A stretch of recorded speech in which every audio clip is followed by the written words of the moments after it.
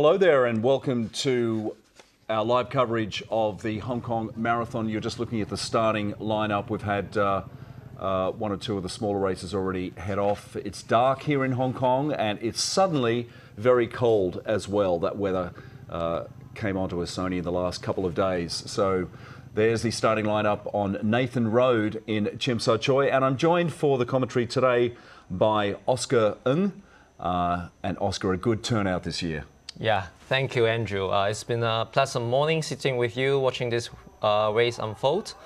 And yeah, it's good to see we're fully back to the pre-pandemic scale this year. No mask anymore at the starting line, no rapid test before the race. It's good to see this. Yeah. Yeah, so massive field here, and it will take quite a long time for everyone to get through that start point. And interesting course here in Hong Kong, grueling at times, and it is out toward the international airport here in Hong Kong. It's mostly expressway and bridges as well before looping back, finishing up on Hong Kong Island. We're on Kowloon side now, if you're watching from other parts around the world, and we will finish up on the island coming back onto Hong Kong Island through the Western Harbour Tunnel. So a bit of traffic chaos in Hong Kong this morning. A lot of roads, tunnels and bridges closed off. A bit of a problem if you're heading out toward the airport. There's our Chief Executive, John Lee of Hong Kong, the man in the middle there. All our dignitaries up there on the podium, and somebody will sound the starter's gun pretty soon, in just a few minutes in fact. I mentioned we are back to a full-scale event because this year we have over 74,000 participants, 22,000 of which are full marathon runners. And the group of runners you just saw, they're actually all for marathon challenge groups. And they're gonna start at 6, but we actually we have other groups of runners starting at different times. Also welcoming Mr. Liu Ming-Kwong, Vincent, Director of Leisure and Cultural Service. 掌聲歡迎康樂及文化事務處處長劉明光處長。繼續掌聲歡迎來自中國香港田徑總會嘅代表。Welcoming also. So the race is gonna start in less than 3 minutes, and we should also mention this year is also the 19th Asian Marathon Championships. So. China Association of Athletics Affiliates， 當然亦都有佢嘅主席關祺先生 ，Mr. 關祺 ，Chairman of Hong Kong China Association of Athletics Affiliates. So we have once again a good contingent from East Africa taking part in this Hong Kong Marathon. Around 42 kilometres of running, just in case you're unfamiliar with the distance. And again, it is an unusual course. There isn't that much room for spectators to line the course because most of it is on freeways, but you will see the crowds coming out for those who've decided to get out of bed early back on Hong Kong Island, where there is more room to stand around and watch. So the race getting underway at 6 a.m. Hong Kong time. And as you're probably aware, the marathon will take probably anywhere between 2 hours and 10 minutes and 2 hours and 20 minutes. The world record, the world best time, closer to 2 hours flat, but unlikely because of the elevation of this course and the gradients. Very, very unlikely will come anywhere near that sort of time. Less than 1 minute, and then we will start 2024 Standard Chartered Hong Kong Marathon come 19th Asian Marathon Championships. For the start list, we also have 2 athletes representing Hong Kong for the male, and then we also have 3 female representatives from Hong Kong. For the male, we have Zhen Yu Learn, and we also have Wong Kai Lok. Unfortunately, we do not have Ki Ka Man on the starting line because of some lower abdominal pain. So no more details on that, just lower abdominal? Yeah, he just announced last night. Under strong medical advice, he decided to withdraw from the race. We're gonna start the race. Okay, we're off. Officially underway. And then now you see they're starting from Nathan Road. It's gonna be 2.2 kilometers straight stretch down to the Argyle Street. before they turn left. If you can manage to pull up a Google map in front of you, you'll see the course spreading right over Hong Kong, mainly to the left over the West Kowloon side. As Oscar said, straight up Nathan Road, and then they hang a left, and then a left again to get back down for the start of the expressway sections. And then again, when you're driving in a car, it seems fairly flat. When you're running, it can be completely different. So they head out all the way toward the airport bridge, the Tsing Ma Bridge, which they won't go over. They'll go over the Tin Cow Bridge, do a loop at the end, and then come back across Stonecutters Bridge, quite a spectacular view from up there, and then loop around back down for the Western Tunnel, a couple of extra loops down there, as Oscar will explain later on, just to get that correct distance on, and then down towards Victoria Park in Causeway Bay for the finish. Yeah, it's definitely a brutal course, but the first 2 to 4K is relatively flat. And the last thing you want to do at this stage is to push the pace. That's something you want to avoid. What you want to do is minimize the demand for energy and just conserve your gears for the second half of the race when the course gets really exciting. And when you come back to Hong Kong Island after the Cross Harbour Tunnel, that's the most difficult parts of the course. And now we have some East African runners leading the course. We have 2 official pacemakers leading the way. So the first runner that you see is Kelvin Kibet from Uganda. He's our 10K and half marathon specialist. His half personal best is 61:40, and his 10K is around 28 minutes thereabouts. So Kelvin Kibet, the Ugandan pacemaker, he's actually not a runner. He will set the pace for the runners in order to achieve a good time. Particularly because today is we have such a good weather conditions for breaking the course record. So I think it's around 16 degrees Celsius with 65% humidity. That's pretty good compared to last year with 20 degrees Celsius and 96% relative humidity. That was brutal last year. So how much time could that translate possibly to the finishing time in this sort of temperature, as you said, much cooler? Well, the course record right now is 209.20. That's a pace of 304 per kilometer. And I guess they would aim for going for around 305 in the first 5K because it's relatively flat, but they will gradually slow down as the course gets hilly, maybe dropping down to something like 310 pace. It's a challenging course, so pace is not the only metric that we see. Speaking of pace, I mean, these guys they're going for it now at its early stages. But when you go to the marathon, and when you're standing on the street watching them, particularly down in Victoria Park, for someone who I've certainly never run a marathon, to see them running at that pace at the end of a 42-kilometer race is just astounding. I challenge every one of you watching this race to actually hop on the treadmill and set the speed to 90 kilometers per hour and see how you feel just for 1 minute, and you are out of your breath.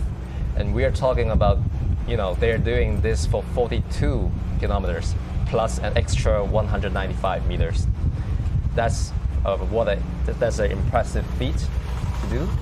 And it's not actually in the marathon, you are not feeling out of breath.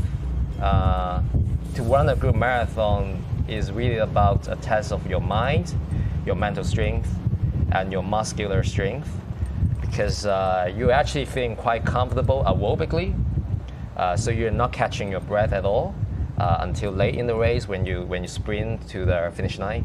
But for most of the time, is about your mental game, it's about your pacing control, and it's about your legs' strength endurance.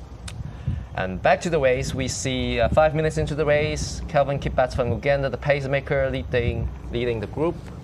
And we start to see some separation because the Victor Kipchirchir from Kenya, the guy following Kelvin Kibet, he stays close to the pacemaker, closely behind. But then the the chasing group, maybe 5 meters, 10 meters behind Victor Kipchirchir. So I think Victor Kipchirchir is quite aggressive here, decided to follow the pacemaker. And he's from Kenya with a personal best of 2 hours, 6 minutes, 54 seconds. That was made in Doha Marathon in 2023, so pretty recent. And I personally knew Victor because I went to Kenya for training for the past 3 years. And I witnessed him winning the Eldoret City Marathon for 2 years. And he holds the course record for Eldoret City Marathon in 2 hours, 8 minutes, 56 seconds.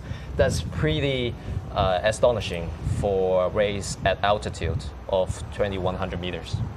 So I'm pretty confident that he knows what he's doing, and he must be feeling good, and he decided to attempt at the course record, which is 2 hours, 9 minutes, 20 seconds for this course of Hong Kong. So Oscar, you just mentioned, I was going to ask you about that just so our viewers know pretty much what place you're coming from, so to speak, as far as qualifications go to call this race. So you were in Kenya for 3 years. That's an incredibly unusual. Wait a second. As they do the turnaround, that's 6 minutes 44 seconds. That's 7 seconds faster than last year. So we can see they are being aggressive this year, and the chasing group is around like 2 to 3 seconds behind. So they are on schedule, I would say. Yeah, I back to your question, Andrew. I went to Kenya for training 3 years, just as a full-time runner and trying to peek into the training secrets of the best runners of the world. I stay in a village called Iten, particularly, where most of the runners from across the world gather around and train so with so it really is a world center of training and learning how to be a coach yourself. Exactly. It's named Iten. The village in Kenya is named as the home of champions because it's not just the home of champions for the Kenyans, but actually for international runners. I have seen elite runners there, amateur runners there, and the accommodation I stayed in was actually opened by a Dutch runner. So there are many different kinds of accommodation opened by the Europeans. So it's like an international village for running. Right, and what is it about that terrain or that altitude? Is it at high altitude where the camp is? Yes, in Iten we are chilling at 2,400 meter altitude. And what is that like? How long, as we watch this leading pack heading up toward the expressway section of today's race, how does that improve your training at that altitude? Well, I think firstly is the mental aspect, because in 2,400 meter altitude there's going to be a lot of hills. There's basically no flat stretch longer than 200 meters. So I'm pretty sure these Kenyan runners or Ethiopian runners, they see this course as, just part of their daily training course, because that's where they train at. Yeah, this kind of terrain is what they're used to. And so mentally, you are not afraid of hills. And second, I actually, after undergoing 3 years of training in Kenya, I went out to Europe for my first marathon, and I achieved a pretty good time, under 3 hours. And I would say, the altitude training helps a lot with improving my aerobic capacity. But of course, there is also some sacrifice. I would say I lose some of my speed, so my 10K performance was actually undermined as I trained for my marathon. Because in high altitude, you cannot run as fast as you would on the sea level. And also considering the terrain, you cannot run on a flat course because there's a lot of hills. So that would also affect your speed. So I would say in high altitude training centers, the runners are usually training for longer distances, like marathon, half marathon, up to 10K. yeah, there are relatively fewer middle distance runners. And we can start to see the first group, join, follow behind the pacer. And 10 minutes into the race, I think they have run more than 3K now, so 39K to go, still a long way to go. The first guy leading the group, Calvin Kibet, doing a great job. We actually have two pacemakers for today's race. Another guy from Bian Zegay from Ethiopia, but we have not seen him yet. Maybe he's pacing the other group. But for now, we see Calvin Kibet, constantly checking the watch to see if he's on schedule. Actually, for today's halfway target split, the organizer instructed the pacer to pass the halfway, 21K, in 64 minutes. That would mean 2 hours 08 as the target finish time, which is pretty aggressive because that's 1 minute faster than the course record. So let's see if the pacer can really achieve this target time and whether the runners are following the pacemaker. On the screen, this should be the second chasing group. As we mentioned, this year is also the 19th Asian Marathon Championships. That's why we will see faces from different countries, including Macau, Hong Kong, India, Indonesia, Nepal, Singapore, Sri Lanka, etc. We normally don't have that big of a good quality Asian contingent. Yes, to hold an international race, it requires a very organized road running race, and we know Standard Chartered Hong Kong Marathon is one of the prestigious races in Asia. It's a gold label road running race. So it's the 5th time that Hong Kong has been the host for the Asian Marathon Championships, and we should be proud of that. So the prize money here, by the way, is equal for men and women. $65,000 for the winner, $30,000 for second place, $15,000 for third, I think, and then it drops down to $10,000 for fourth place. But we also have, as we've just gone into a loop now, you can start to see the sort of terrain that these runners are going to be dealing with for the vast majority of the race. This is an expressway marathon, no bones about it. That's what you can call it. And now this leading pack has really put some distance between them and the second pack, or the second group. They're just running through a list. If you've only just joined us, Oscar went through before with the list of invited male runners here from Ethiopia. That's ANU, who is not the oldest in that invited group. He's 32. Then there's Kenya's Kiptu, he's 24.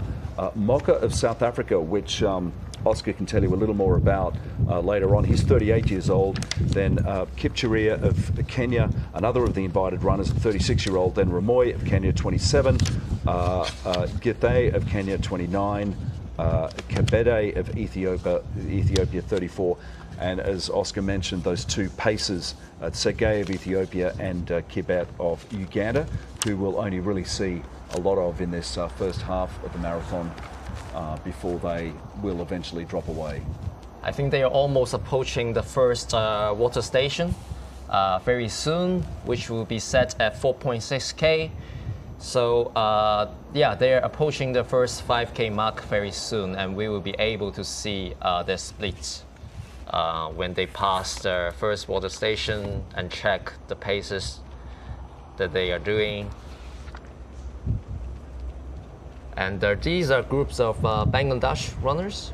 121 is from Uzbekistan. Yeah, I think is Uturov from Uzbekistan. Back to the first group. Yeah, they just passed their 4.6K in 14:54. 14:54.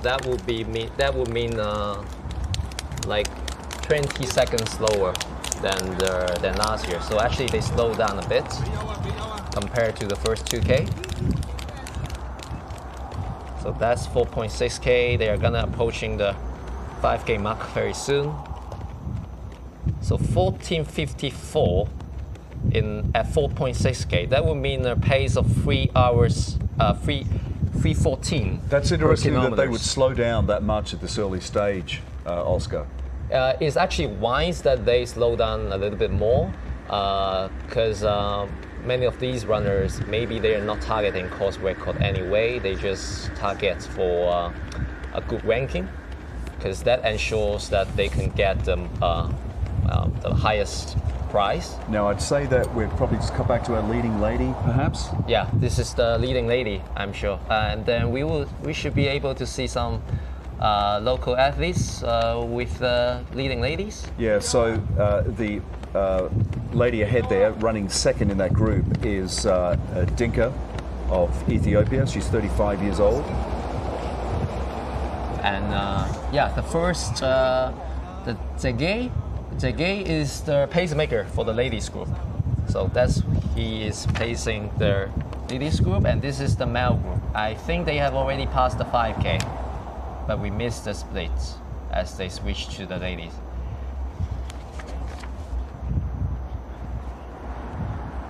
So we also see a Chinese runner following the group. That's Huan Yongzhen. This Chinese runner has a PB of 2 hours 10 minutes in the marathon, so he is able to catch up with these runners because he's almost under 2:10. Yeah. You see they are trying to run in a single file without overtaking each other, because each one of them want to conserve as much energy as possible so that they have the extra kick later in the race. So that's their strategy. And in the women's group, we also see a Hong Kong runner, Brian Low, following the ladies group. That's impressive to see. We hope to see more faces of Hong Kong runners as we continue. And moving up there in second place in the women's race there is Mulu of Ethiopia, 26 years old, but it's still, from what we can tell from these pictures, it's still Dinka of Ethiopia leading. Yeah, there's a lot to cover this year because we have a number of athletes from different countries, so it's going to be exciting to watch. Well, it's interesting also the date of this race. Over the years, the date does change a little bit, but I can tell you this is a very early race. It's often held in February, or it has been in the past. So at this stage of the race, normally we would see these runners running in daylight, but still very much dark here at 6:15 in the morning, Hong Kong time. Nice, cool conditions, as Oscar mentioned before. In fact, dramatically cooler than last year's race. Yeah, I mean, they just passed I think they just passed the 6K mark in 18:30 each something. So that's still slower than last year. And yeah, I think they're being a little bit conservative here, despite better weather conditions. So it's likely to be a strategic race. And let's see when they will make the move. Yeah, well, still out in front there is the pacer, Kevin Kibet of Uganda. And again, just going back there to see what the ladies are doing. And it's still Dinka of Ethiopia holding down that narrow lead. A cropped group, though, of 3 women runners, all sticking together for now anyway. A 4th trailing behind. That's a Dakebo, I think, a little further back.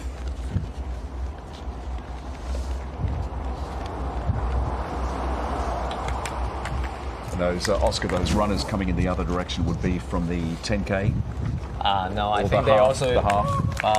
Yeah. Or just the trailing It's group. likely that they are the half marathon group, I guess. Yeah.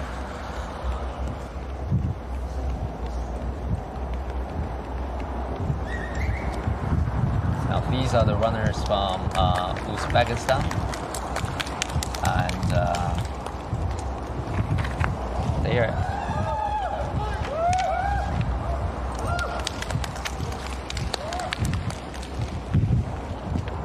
They are, I think they are around the 220 to 226 range. And yeah, so they are also pretty fast.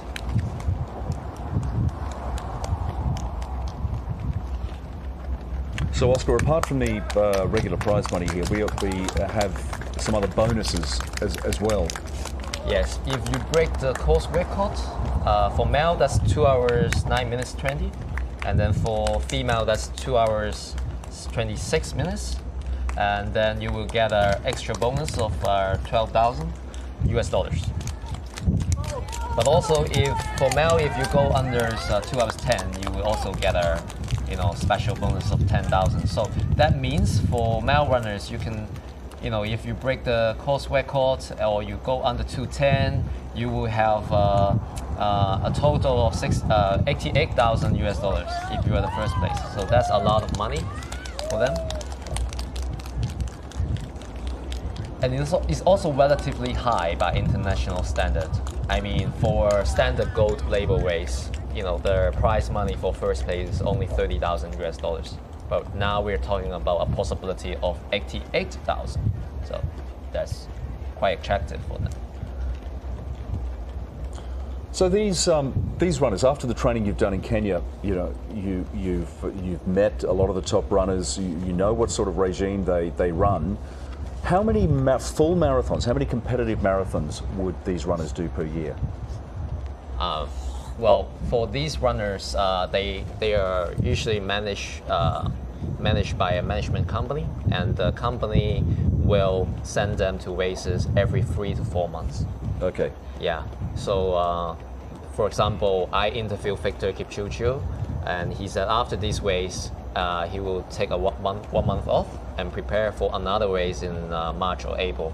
So what's the top number of competitive official marathons that these guys would do each year? 6 or not even 6? Well, I would say somewhere between 4 to 6 times. Yeah. Actually, that would actually mean 4 marathons in a year plus maybe 2 half marathon. Right. A total of 6 races in a year. Yeah, because in marathon you cannot race as often as the track races. You need time to recover in order to get that adaptation. So you don't want to race too often, and like Eliud Kipchoge, he only raced 2 times a year.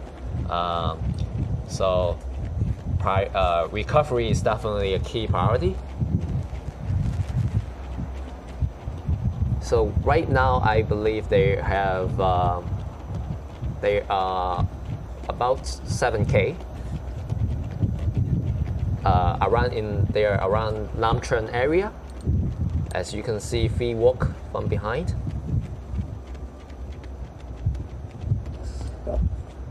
Well, a little bit disorganized here as they grab the water, and even early in this stage, even if you don't feel thirsty, you still want to grab a water bottle and get your mouth wet, because the moment when you feel thirsty, it's too late. Exactly.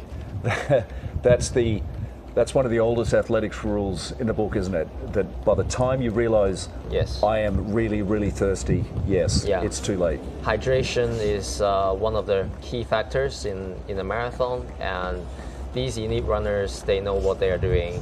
They're not just running, but also taking care of their supplement, the foods that they eat. So they probably won't take a gel right here, but they will for sure get some water. So what's in the gel? Usually in the gel is mainly carbohydrates. So in a pack of gel, there's usually 25 grams of carbohydrates, which is just like a medium-sized banana. But of course, banana, as you see, this runner is carrying a gel. So this runner is Ilya, yeah, from Kyrgyzstan. Yeah, Kyrgyzstan. And so it's mainly carbohydrates, no protein, no fat, because carbohydrates will give you the immediate energy for that energy boost.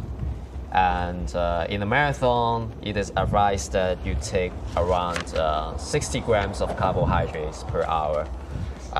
subject to individual preferences. So that would mean 2 to 3 gels in an hour. So 6 gels in a marathon is not something strange. So it seems like as Ilya stretches out that lead, as Oscar mentioned, in the 19th Asian Marathon Championships, his full name is Tyapkin Ilya, at bib number 123, and again he is from Kyrgyzstan. Well, it's promising to see the Chinese runner, Mr. Huan, is still following the group, the first group. And then I believe we also have a Mongolian runner following the first group. That's Kantoka, a 35-year-old runner from Mongolia, just behind the group, and probably cannot recognize now from the screen. But Kantoka is also a formidable runner with 2 hours 11 minutes of personal best. So you can see some cars there on the other side of the road. Of course, Hong Kong's a pretty busy city and the airport has to stay open even during the marathon. So from memory, the Airport Expressway tunnel, the Western Harbour Tunnel, is still open to locals here trying to drive to the airport. But that's one tube, but there will be one tube of the Western Harbour Tunnel which will be kept open today, this morning, only for the marathon runners as they come back after their loop at the Tin Cow Bridge to get back onto Hong Kong Island. Oh, it's interesting to see in the first group, there is a runner which is not an invited runner. His name is Anderson. 22 with a bib number of 2242. We're gonna check what is his background, because he's not an invited runner, but he is also, joining the first group. The guy wearing the orange top next to Kipchoge, 22 with a bib number of 2242. So if you are invited runner, your bib number should show your last name.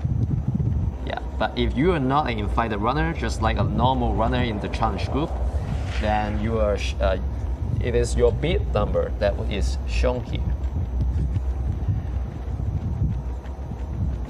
Yeah, it's very hard to see that runner that you're talking about, to get a good look at his bib number and name.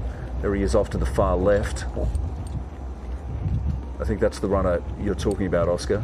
Yes, and so Anderson Savoy behind Kipchoge. Yeah, the runner behind Kipchoge. He's also an athlete from Kenya, and he has I think he just raced in China, Chongqing Marathon, with results of 2 hours 11 minutes 54 seconds. And he was the champion of Chongqing Marathon last year, so he is also a figure to be followed. Well, two of those runners you were talking about, Oscar, up in that group that you didn't recognise, there was a bit of a mix-up there. You would have seen on the pictures with the water collection point, and it didn't look particularly professional. He blocked one of the runners, it made a last-minute decision, and now he's right down at the back of that pack. Yeah, it usually happens that these Kenyan runners, they are not so used to grabbing the water bottles, because that's not what they usually do in trainings. I have heard of runners who have never drank any waters in a 40K long run, and they don't see it as a problem. So maybe for that runner, Anderson from Kenya, he's not so used to grabbing a drink bottle. Okay, back with the leading female pack, and that's Mulu Demisi of Ethiopia in the black outfit, just behind that male runner in front of her. Very happy to see the former Hong Kong champion, Trichy Kin, with a bib number of 2069, I believe, in the white top, just behind the ladies. So he once went 2 hours 24 minutes in 2018 in this course. So the guy wearing the black cap with a white top, And following Choi Chi-kin is Zhen Ling. Ling is also a 17-minute half runner. With in the marathon, he's also run towards 34 in Seoul Marathon. So he's also a famous local runner. It's good to see more faces of Hong Kong runners following the ladies group. And that also tells how Hong Kong Marathon is actually improving year after year. Because in the past, it is not usual, it is not common to see Hong Kong runners following the group until the recent years. Okay, so back with that leading group, men's group now, but just a reminder, it's... I think they are approaching the 10K mark very soon as they climb up towards the Stonecutters Bridge, and it will be interesting to see what's their split. Last year, it was 31:15 for last year when Philemon won the race in 2 hours 10 minutes. So let's see what they can do. And if you haven't driven in Hong Kong before, this bridge that they're on, Stonecutters Bridge, it's an incredible incline, really. Yeah. They really have to gain some height to get up here. So this is going to be a bit of a grueling section of the race. They'll come over the Stonecutters Bridge and then down into a mountain tunnel before coming clear and heading back out in the open toward the Tin Cow Bridge.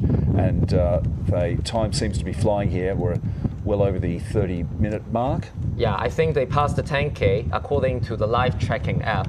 They passed the 10K in 31 minutes 28 seconds. That's a pace of 308 per kilometer, and that's pretty good to see because they are being conservative. 308 per kilometers will give them a projected time of 2 hours 12.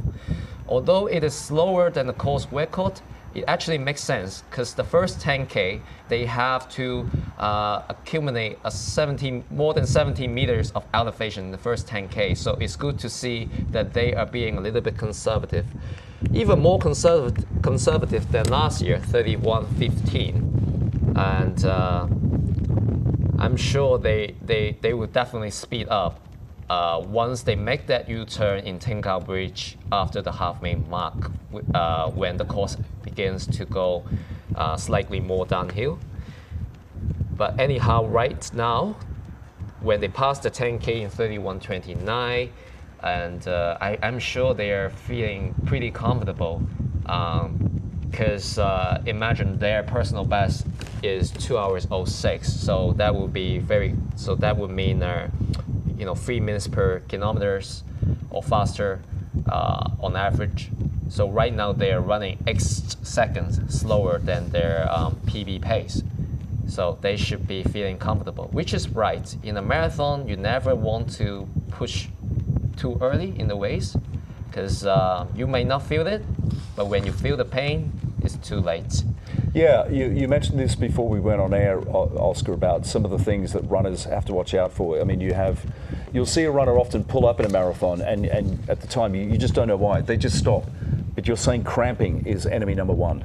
Yes, cramping can means you are basically game over because you can barely run, you can even barely walk, you cannot even control your muscles.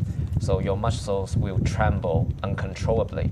So we're not talking about a little cramp in your calf from sitting down on the couch too long watching TV. You're saying once you get a cramp like that in a marathon, it's long lasting and it's very difficult to stretch out and get rid of. Well, it depends. Sometimes it can go away after a little bit of stretching, but then sometimes it never goes away, and people have to drop out because of that. So that's I would say that's one of the primary enemies in a marathon, because cramping happens also for a lot of reasons, which we will cover later in the race. When the runners are running the Cross Harbour Tunnel from Kowloon to Hong Kong Island, we will see runners struggling and grimacing, and from there we can talk about cramping more. But right now, in the really at this early stage of the race, we should see no signs of cramping at all,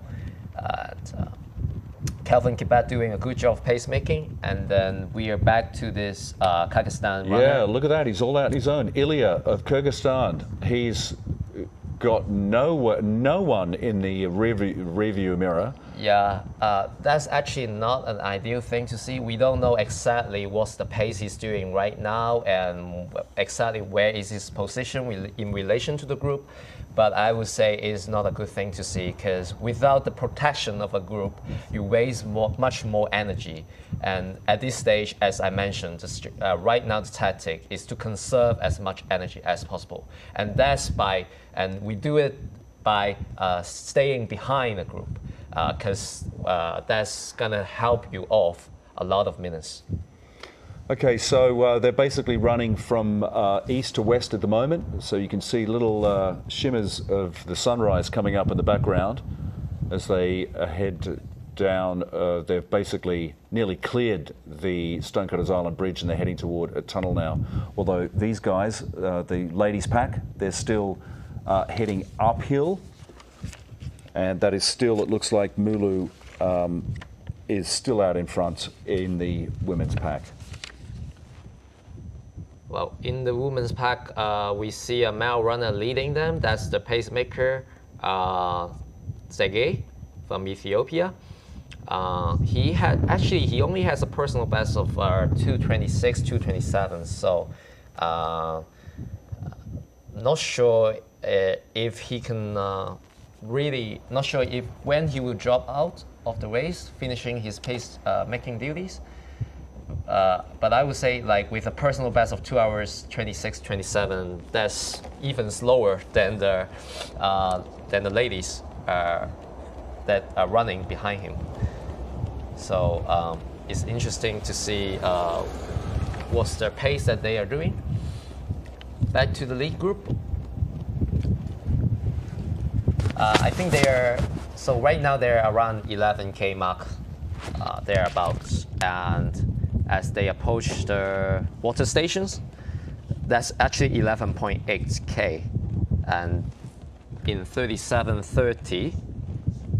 So after this water station, they are going to the Namwan Tunnel.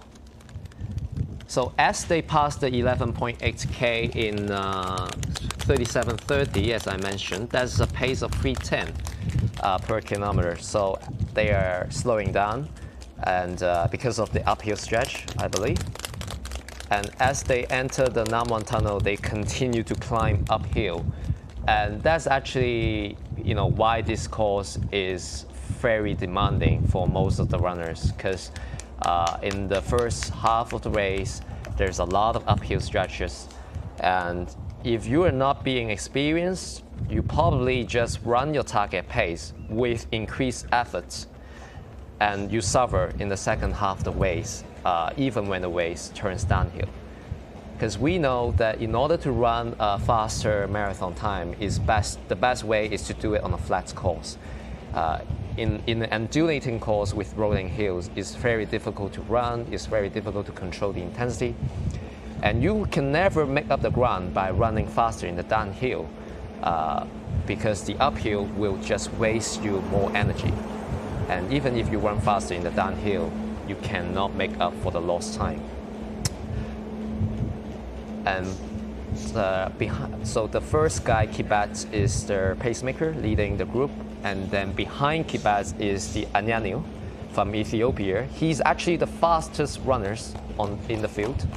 Anyaniu has a personal best of 2 hours 4 minutes. The guy wearing the white top, just right behind Kibet. I must also mention Anyaniu has made the personal best of 2 hours 4 minutes in Sevilla in Spain in 2020. And in that race, he's actually the first place of the Sevilla Marathon. And guess what? The second place of Sevilla Marathon in 2020 is Barnabas Kiptum. Now, Barnabas Kiptum is actually the current course record holder of Standard Chartered Hong Kong Marathon, who has run 2 hours 9 minutes 20 in this course. So if Anyaniu was able to run ahead of the current course record holder in 2020 in Spain, it means he has a very high chance of beating the course record today, because he won against the course record holder before. Oscar, will, as we slowly work our way up toward the halfway mark of this marathon, we're still a ways off that at the moment. You know, you've just been in Kenya training and learning how to coach, etc., for 3 years. All these runners have their own little plans, their own tactics. One of the ones I remember most clearly is Robert de Castella, the great Australian marathoner from a long time ago, but he won the 82 Commonwealth Games marathon in Brisbane, defeated a field of Kenyans and all sorts of other people. But his tactic was he marked the course before the race, and he worked out that to run a time to win the race, he had to be at point A by a certain time, point B by a certain time, point C, and he marked it that way. And he just made sure that he hit those markers each time, and logic would dictate that he'd win the race, which he did. Yes. So what are some of the other tactics that a runner will use? The tactic that you just mentioned will be applied to a course that is completely flat, so relatively flat. Then you can hit the target time exactly as you prescribed before. But in such an undulating course with rolling hills, you can never guess the right target pace. And it really depends on the weather conditions. I mean, for Standard Chartered Hong Kong, each year the weather conditions are a little bit different.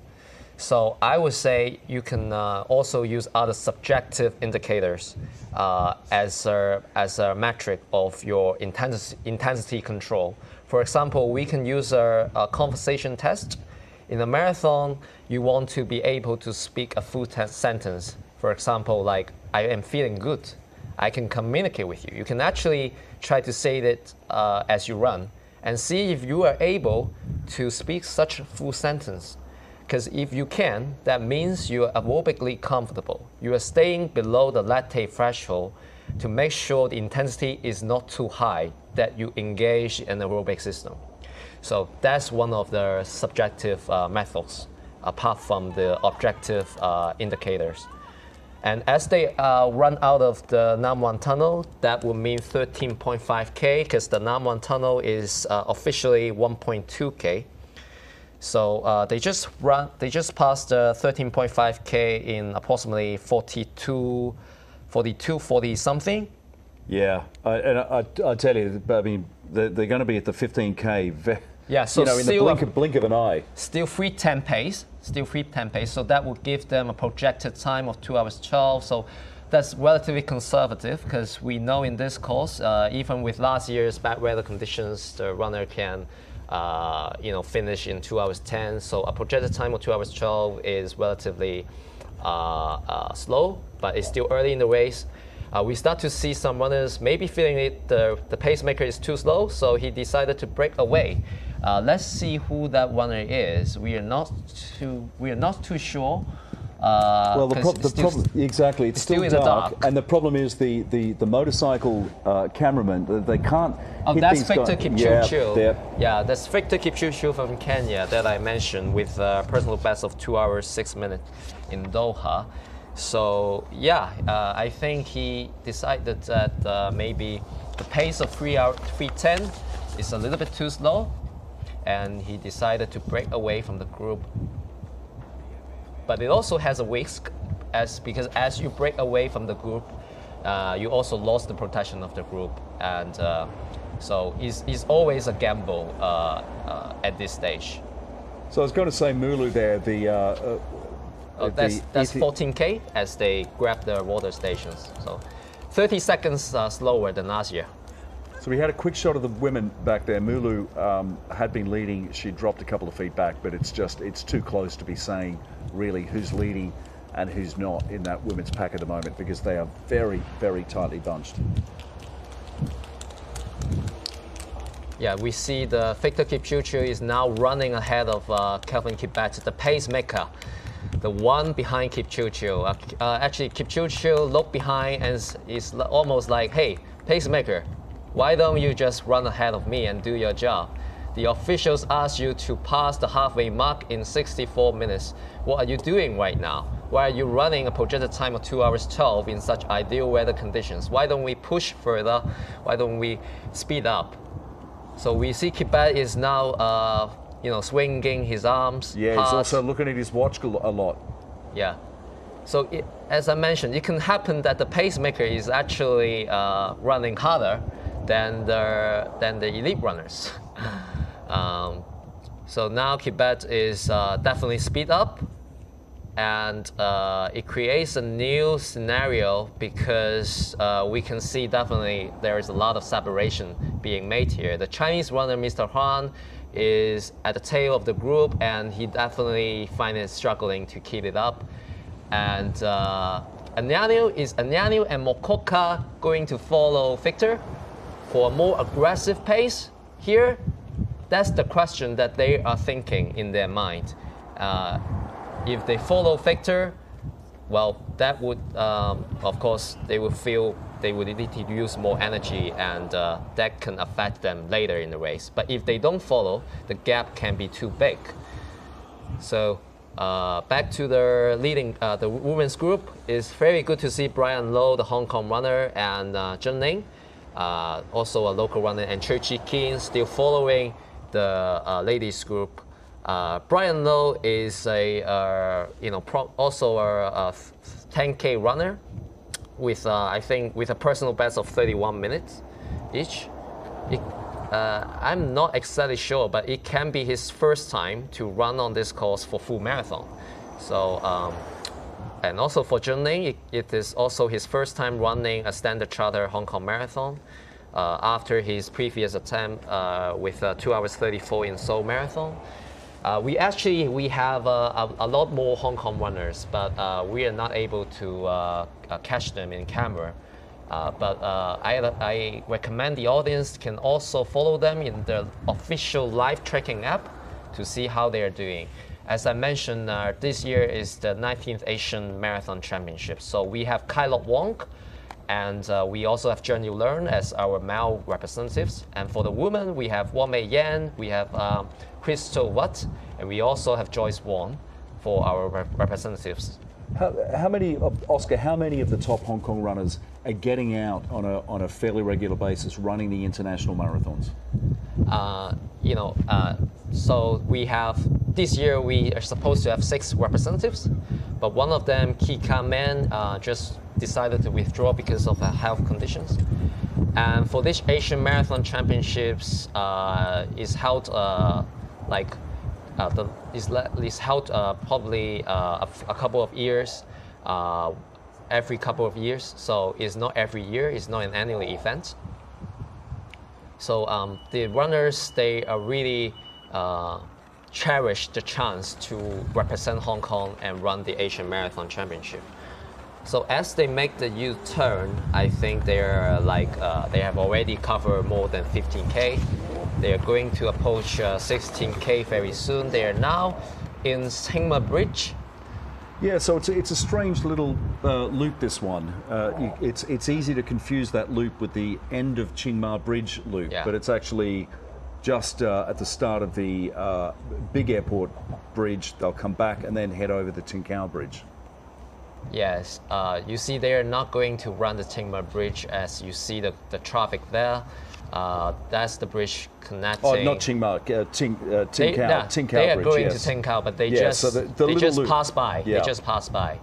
Yeah. So you were wondering earlier in the race, before the race, Oscar, why they perhaps couldn't have done a bigger loop into the Tin Kau Bridge. Yeah, as we know, Tsingma Bridge, the longest suspension bridge in the world, is connecting the traffic to the airport. So I believe the government has severe concerns for races organized over Tsingma Bridge, because that will affect the traffic to the airport.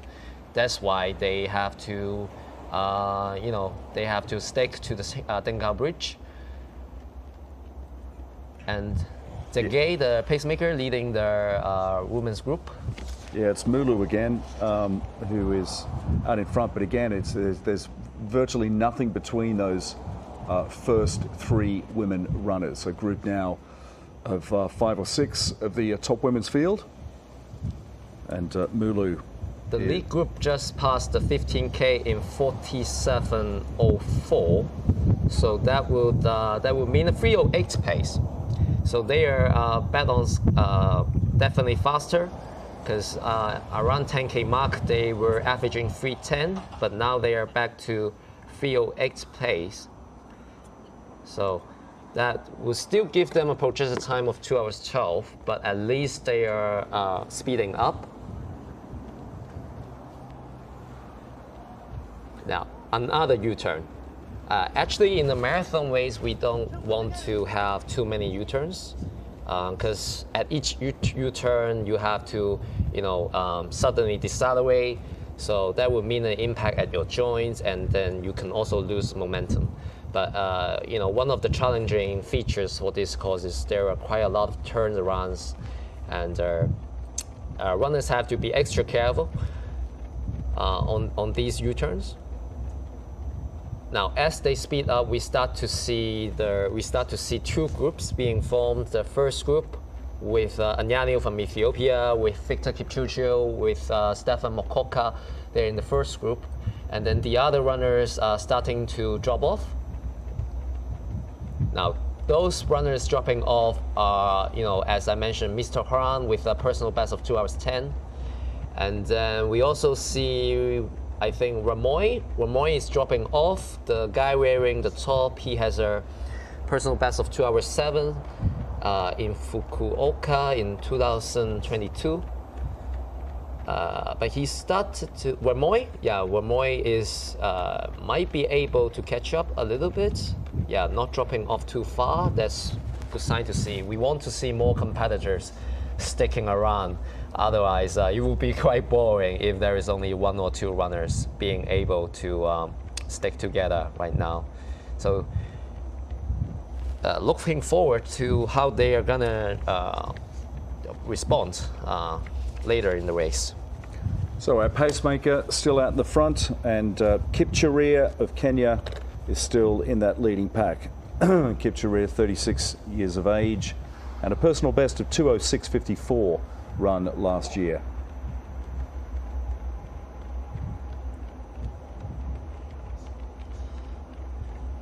So as for the women, Beatrice Chaptu, I believe, is in one of the leading groups. Beatrice Chaptu has a personal best of 2 hours 22 from Kenya.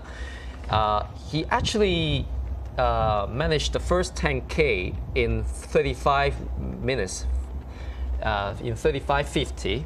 So that's a pace of 3:34. So that's really conservative for Beatrice Chaptu, because she should have been able to run much faster. So a pace of 3:34 was a little bit too slow for the ladies group, because 3:34 would give them a projected time of 2 hours 31. So as they pass the 16K in 53:30, yeah. So back to the first group.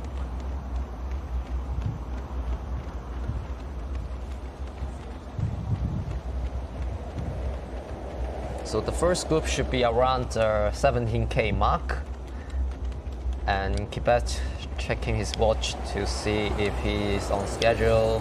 I believe they are constantly speeding up as they have finished most of the uphill sessions. The course is getting easier, and also for the wind, as they depart from Nathan Road going to this direction, is actually headwind.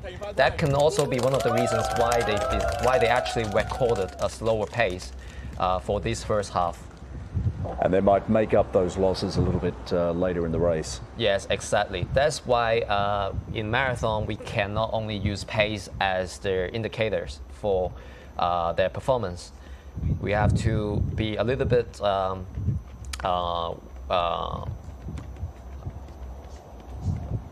we need to take a whole round approach when assessing their strategy. So the next Olympic Games this year, of course, 2024 in Paris. And we have some of the runners in this race, or one or two at least, that we think should be competing in Paris, Oscar. Yeah, for example, the Stefan Mokoka.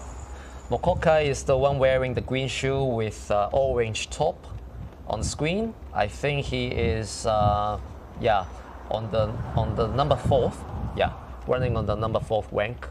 And Stefan Mokoka is a 3-time Olympic marathoner, and he's going to run for Paris. And he actually said that he signed up for this race as part of his preparation for Paris Olympics, because he wants to feel how it's like to run in hot and humid conditions, to get himself adapted in advance of Paris Summer Olympics. Yeah, I mean, it could be humid there. The course should be fairly flat, which is great, but it will be, I mean, it's going to be summer in Europe, and it could be very, very hot.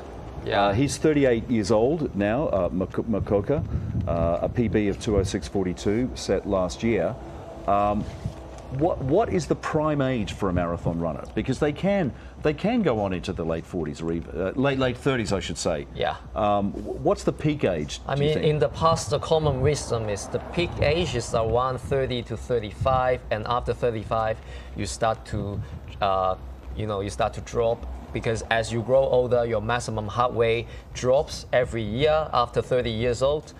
But, that's the common wisdoms in the past. But right now, with Eliud Kipchoge and Kenenisa Bekele still making their personal best and world record best at 38, at age of 38, they are defying the common wisdom. And it's difficult to say, hey, well, what's exactly your peak age? It can even be 40 or 42. And Stefan Mokoka even said that he is not going to retire until 45. Wow, that's a bold claim. As we look up at the cables here, helping hold up the Tin Cow Bridge, which is a bridge taking drivers into the northern part of Hong Kong called the New Territories. The airport bridge is off to the right from viewing from this picture. And as we saw earlier, there's still traffic is still flowing out to the airport, which is still in operation despite this. There you go, past the 19-kilometre mark, and it's round about a 42-kilometre race. As they pass the 19 kilometers mark, they have already accumulated more than 120 meters of climb, and the course is getting easier from here as they are going for downhill. And soon enough, when they pass the halfway mark, we are able to see the split once again. But a quick check on the Hong Kong runners. Kai Lok Wong is running a pace of 3:32 at 15K. So that's a projected time of under 2:30 for Kai Lok Wong, one of our Hong Kong team representative. I believe he is running faster than the ladies group. That's why you cannot see Kai Lok Wong and other runners from the screen right now.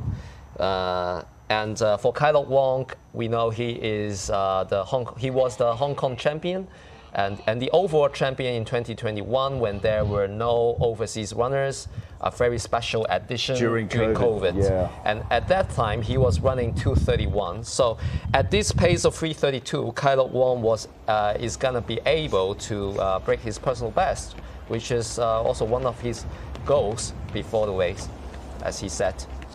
So as they make this U-turn, very soon enough, they're approaching 20K, and it's going to be also 1 hour mark is approaching soon. Kelvin Kipet, the pacemaker, still leading the group. And Yaniu is now that's not 22:42 with a beat number 22:42. That's not an invited runner. That's actually Anderson, as I mentioned. Anderson is the Chongqing Marathon champion in 2023 with a performance of 2 hours 11 in that race. So the fact that he is not an invited runner means he does not have the entry fee paid by HKAAA. And also he does not have the all the complimentary hotels stays, air ticket stays, so he has to sign up for the race himself. But I believe he has his own management company to handle all these matters related to the race. But it just happens that he's not an invited runner. Maybe the race organization has limited quotas. That's why he cannot invite all the overseas runners. And this runner, Anderson, believes that he has a chance of going for top 3. That's why he still signs up. Yeah. Well, he's certainly flying the flag at the moment. He's up there toward the front, and let's see what plays out over the next the second half of the race. So I just brought up Kai Lok Wong, who is running a pace of 3:32 at 15K. We also have another Hong Kong team representative, Zheng Yu Learn, who is running a pace of 3:25, so much faster than Kai Lok Wong. And Zheng Yu Learn is also a very prominent runner, and he has a personal best of 2 hours 23 in Berlin last year in September, and also last year in this course he was ranked number 3. So Zheng Yu Learn running a pace of 3:25, very promising. Hopefully the screen can catch him later. And we will continue also following the Hong Kong runners, even though they are not shown on the screen. Yeah, that's the problem. We only have a certain number of mobile cameras and fixed cameras. The groups break up. We have the leading men, we have the leading women, and it is hard to keep track of everybody. Yeah, I mean, in overseas races, particularly Tokyo Marathon, they would have several cars, several cameras, several lead cars to cover both international elites and local elites. Unfortunately, I believe due to budget concerns, we are not able to do that in the Hong Kong case. So I highly recommend everybody watching to download the official live tracking app to follow athletes of your favorites. There's just a quick mention, Man Singh at the back there. You can hardly see him. There's a bit of a height differential between him and the other runners.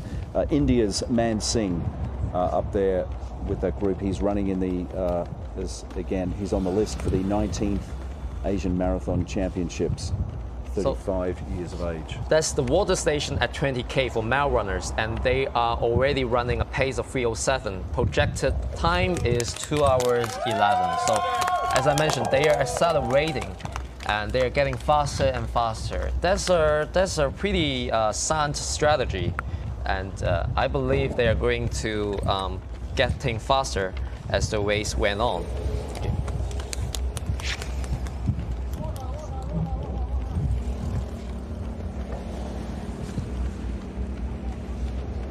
Now, in the ladies group, they are running a pace of 3:35. They just passed their 10K in 35 minutes. So we see some Hong Kong runners following the ladies group. And in the front is Chap 2 from Kenya. And also we have Dinky from Ethiopia. And then now the lead group. For the men, they are going to pass the halfway mark very soon. And on the other side of the road are also marathon runners who are trailing behind the lead group. So you can see the kind of separation between the local runners and the elites. I believe it's more than 1 kilometer of separation.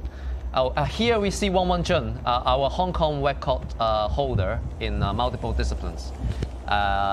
And then Zheng Yu Learn, who is running just closely behind Wang Wanzheng. So Zheng Yu Learn is running a pace of 3:25. So I can also behind Zheng Yu Learn.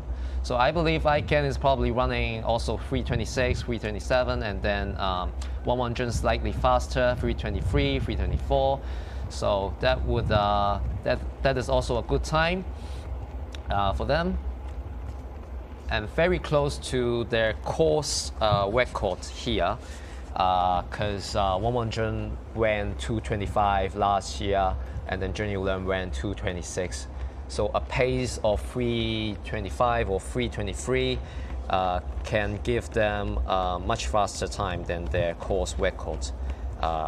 It can mean 2:23 here. And then we also see Wang Wenzheng running a much more conservative pace compared to last year. That's good. And back to the lead group. 65 minutes into the race, I believe around in 30 seconds or so, they're gonna pass the halfway mark. For last year, the lead group passed the halfway mark in 65 minutes 56 seconds with a pace of 3:07. And let's see what they can do this year. I mentioned the last year it was 56 seconds.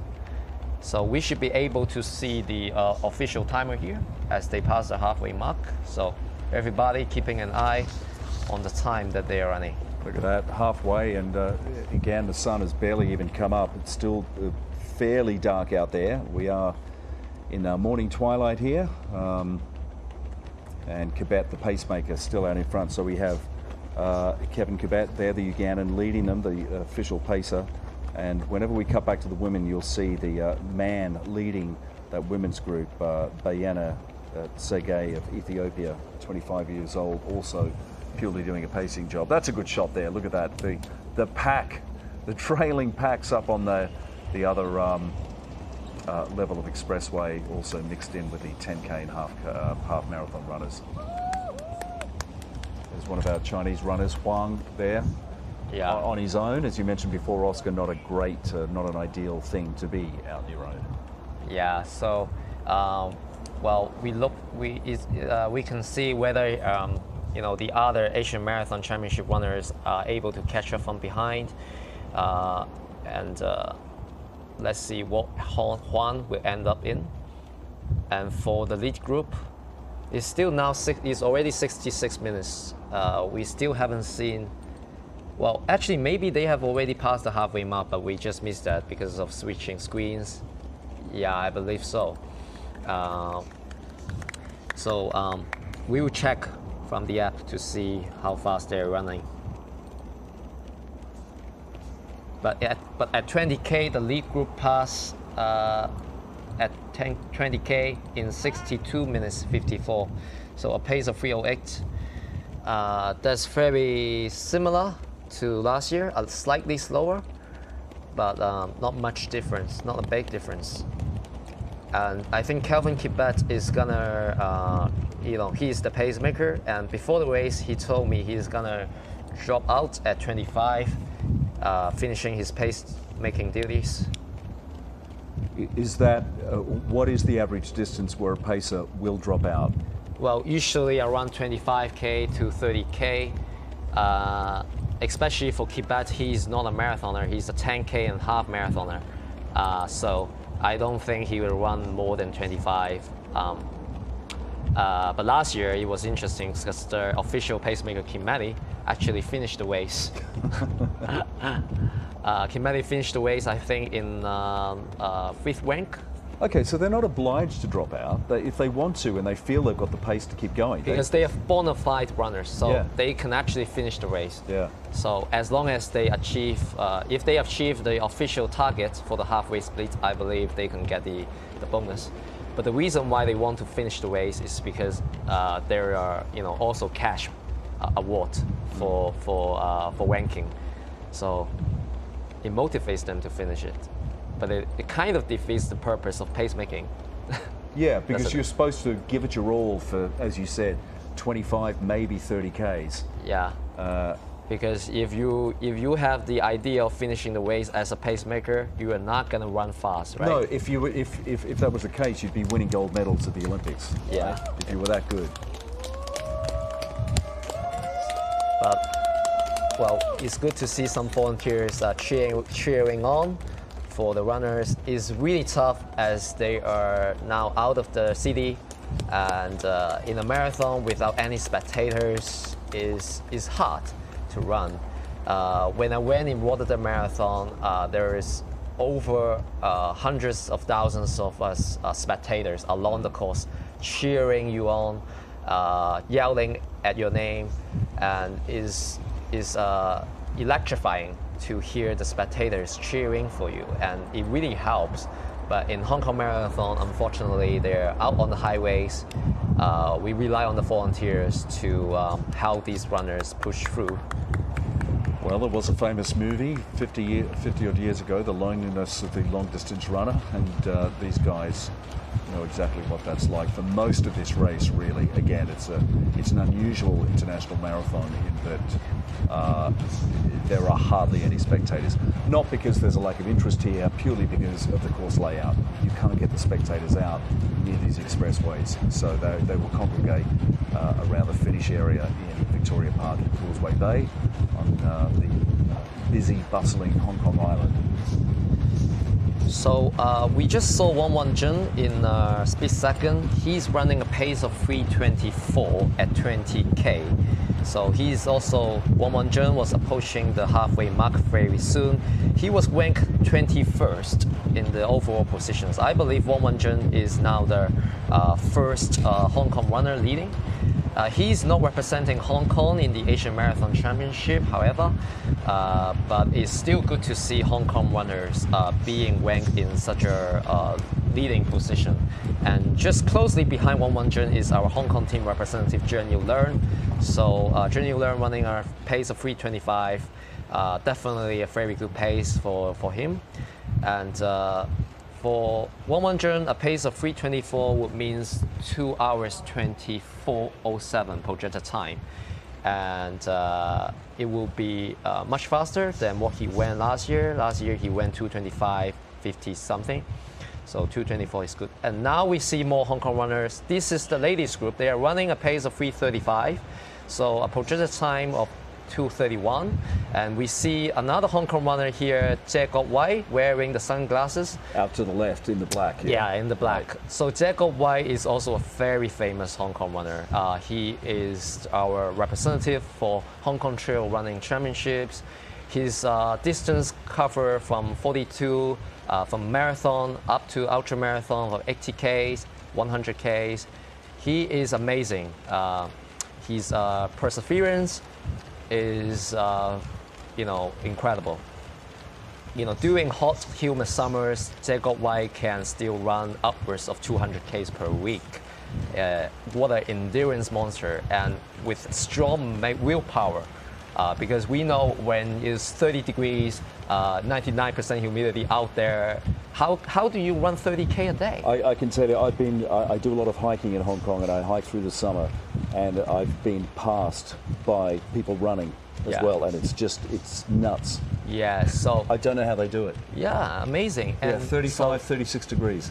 Yeah. Well, when the humidity is 99% and the temperature is around 30 degrees, you actually feel like it's 38 degrees Celsius because of the heat index.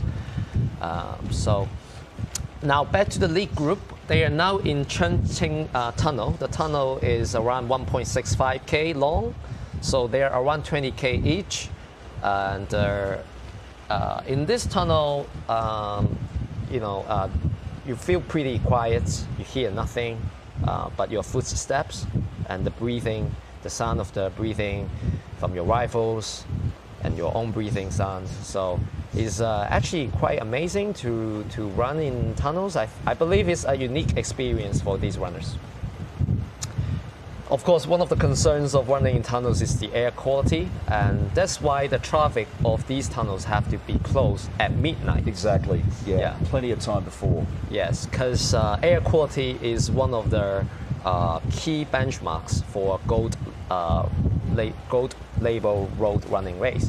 So HKAAA definitely would not overlook the air quality of the race. And actually, they have volunteers holding the device to constantly check whether the air quality is on par with the standard.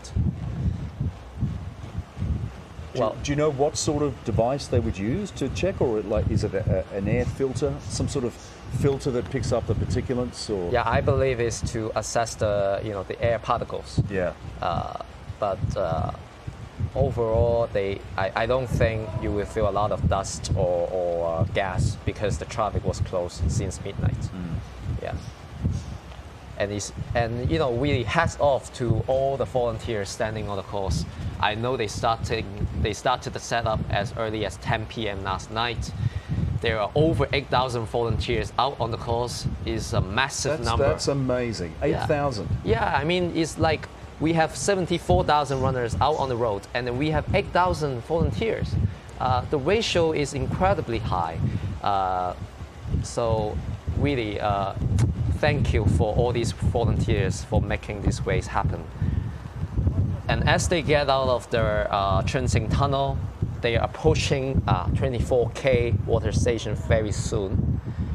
And Kelvin Kibet still leading the group. I believe he will be off work very soon. Yeah, in fact, he's just taking a look at his watch. They're going to come up here and you won't really notice it, but they will take a right-hander and they'll swing back round and start to head kind of south back toward Hong Kong Island, past the Kwai Chung container terminal, one of the world's biggest. Yeah, and for the ladies group, I believe they are around, they have already passed the halfway mark, I guess. So projected time of around 2:31, and then Jie Guowei is running out towards the side, and then we have this Chinese athlete, Mr. Huan. He's just behind the lead group, so he can be the first guy to finish for this race. Before the race, he said he wants a target time of 2 hours 13. He's definitely on schedule, because the lead group is running around 2 hours 12 projected time. So he's just around 100 meters behind the lead group. Yeah, you can see, I mean, we had a close-up before, but if you just see all these bobbing heads in this front pack, you can see Huang trailing behind. So as I said, probably around about 100 meters.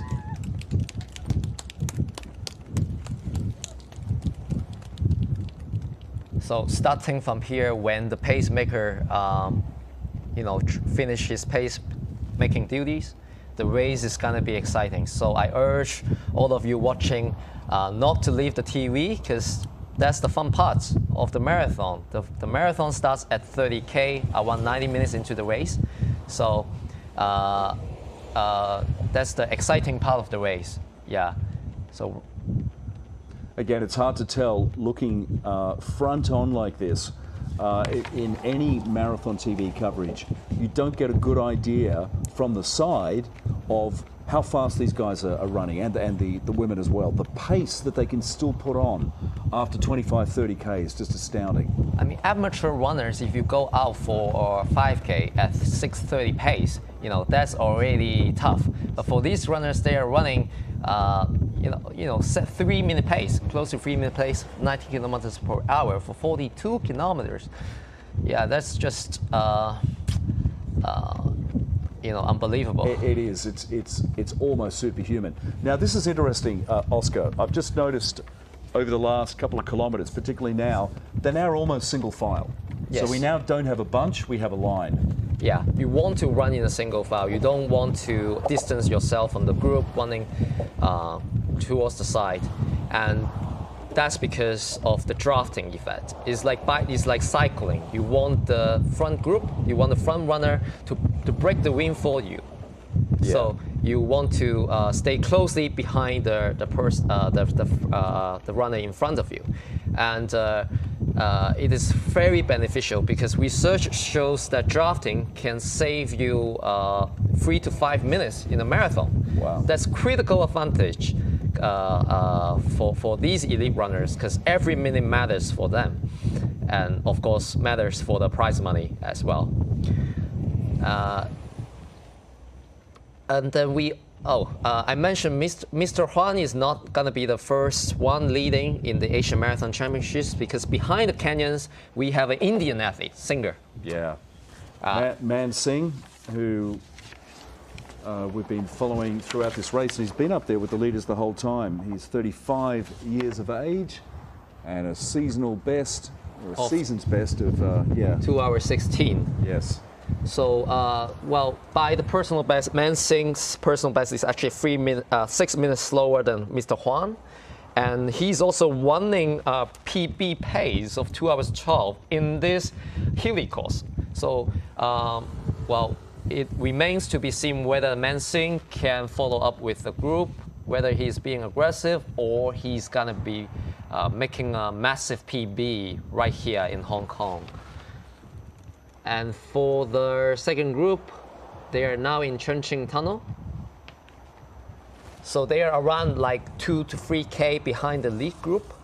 And so far, it's still a tight battle for the ladies as they just running within distance of each other.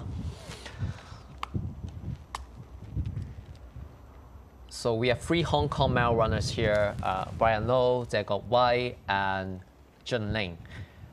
These 3 runners, I believe they are able to stay with these female runners throughout the race. They are capable of doing that. And we seem to have lost our pacer now. Yeah, Is the that pacemaker is off. So Yeah. now the real race begins. Victor Kipchirchir running towards the side. We don't know why. Mokoka just speeding, and it seems like they want to separate themselves. Yeah, they seem to be having a conversation out there as well. Now they've all rejoined. So I believe is Victor Kipchirchir knows it saves their energy when running on the left instead of on the right, because it can mean they are going to or it's just a tactic. They are trying to run in a zigzag style to test each other, I guess. So Victor Kipchirchir want to distance himself from the group, but the group tries to stay with Victor. You see Anyanyil, the fastest runner in the field from Ethiopia, stays very close to Kipchirchir. I'm not going to let you leave. I'm going to stay with you. And Mansink seems to find it a little bit struggling to keep up with the group. And also Wemboy, the Fukuoka Marathon second place runner, with a personal best of 2:07, also trailing behind. And, the Anderson, the non-infighter runner here, trailing behind Stefan Mokoka. They have passed 25K, and I think they are definitely speeding up. And then they are now in Tsing Kwai Highway, and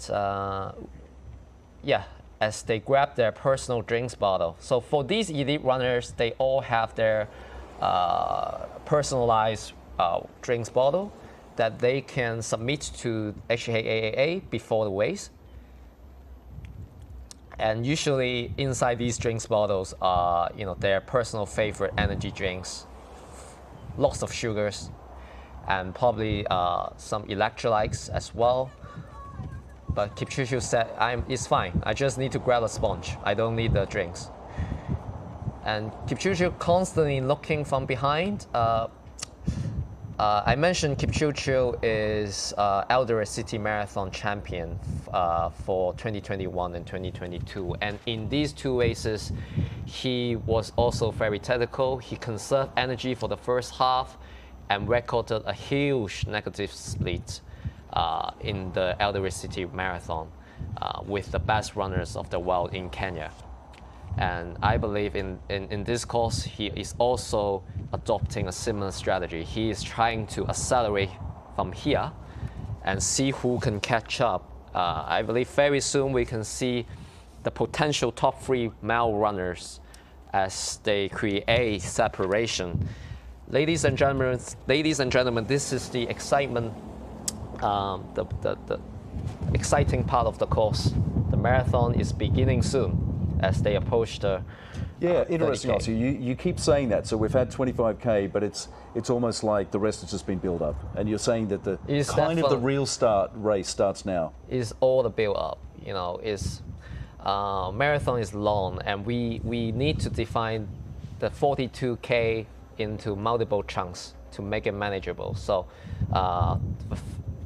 for this course, the first 19K, you just conserve energy. And after 19K, when you make that U-turn, you start to speed up a little bit as the wind becomes tailwind instead of headwind. And right now at 25K is where you can try to create separation because the pacemaker was off. We are not playing by the rules. We are not playing the conservative game. We are trying to see if we can speed up from here and challenge the course record. Well, speaking of that, Oscar, here is Victor Kipchirchir. The Kenyan is now really putting some distance between himself and ANU, the Ethiopian. And there's Man Singh from India.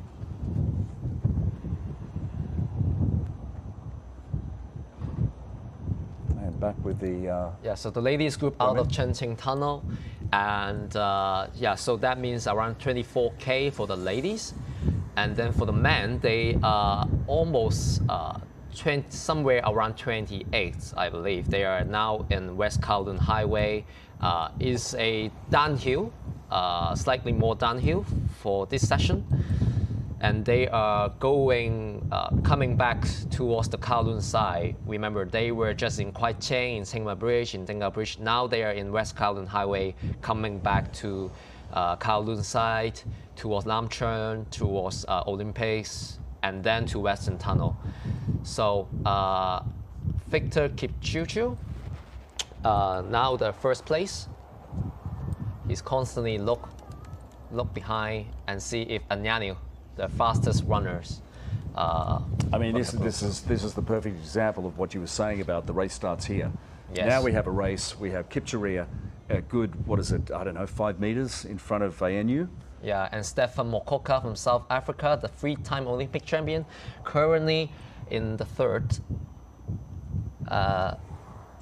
So Victor Kipchirchir, as you can see, is a Li-Ling athlete. So wearing the Li-Ling top, Li-Ling shorts, and also Li-Ling shoes.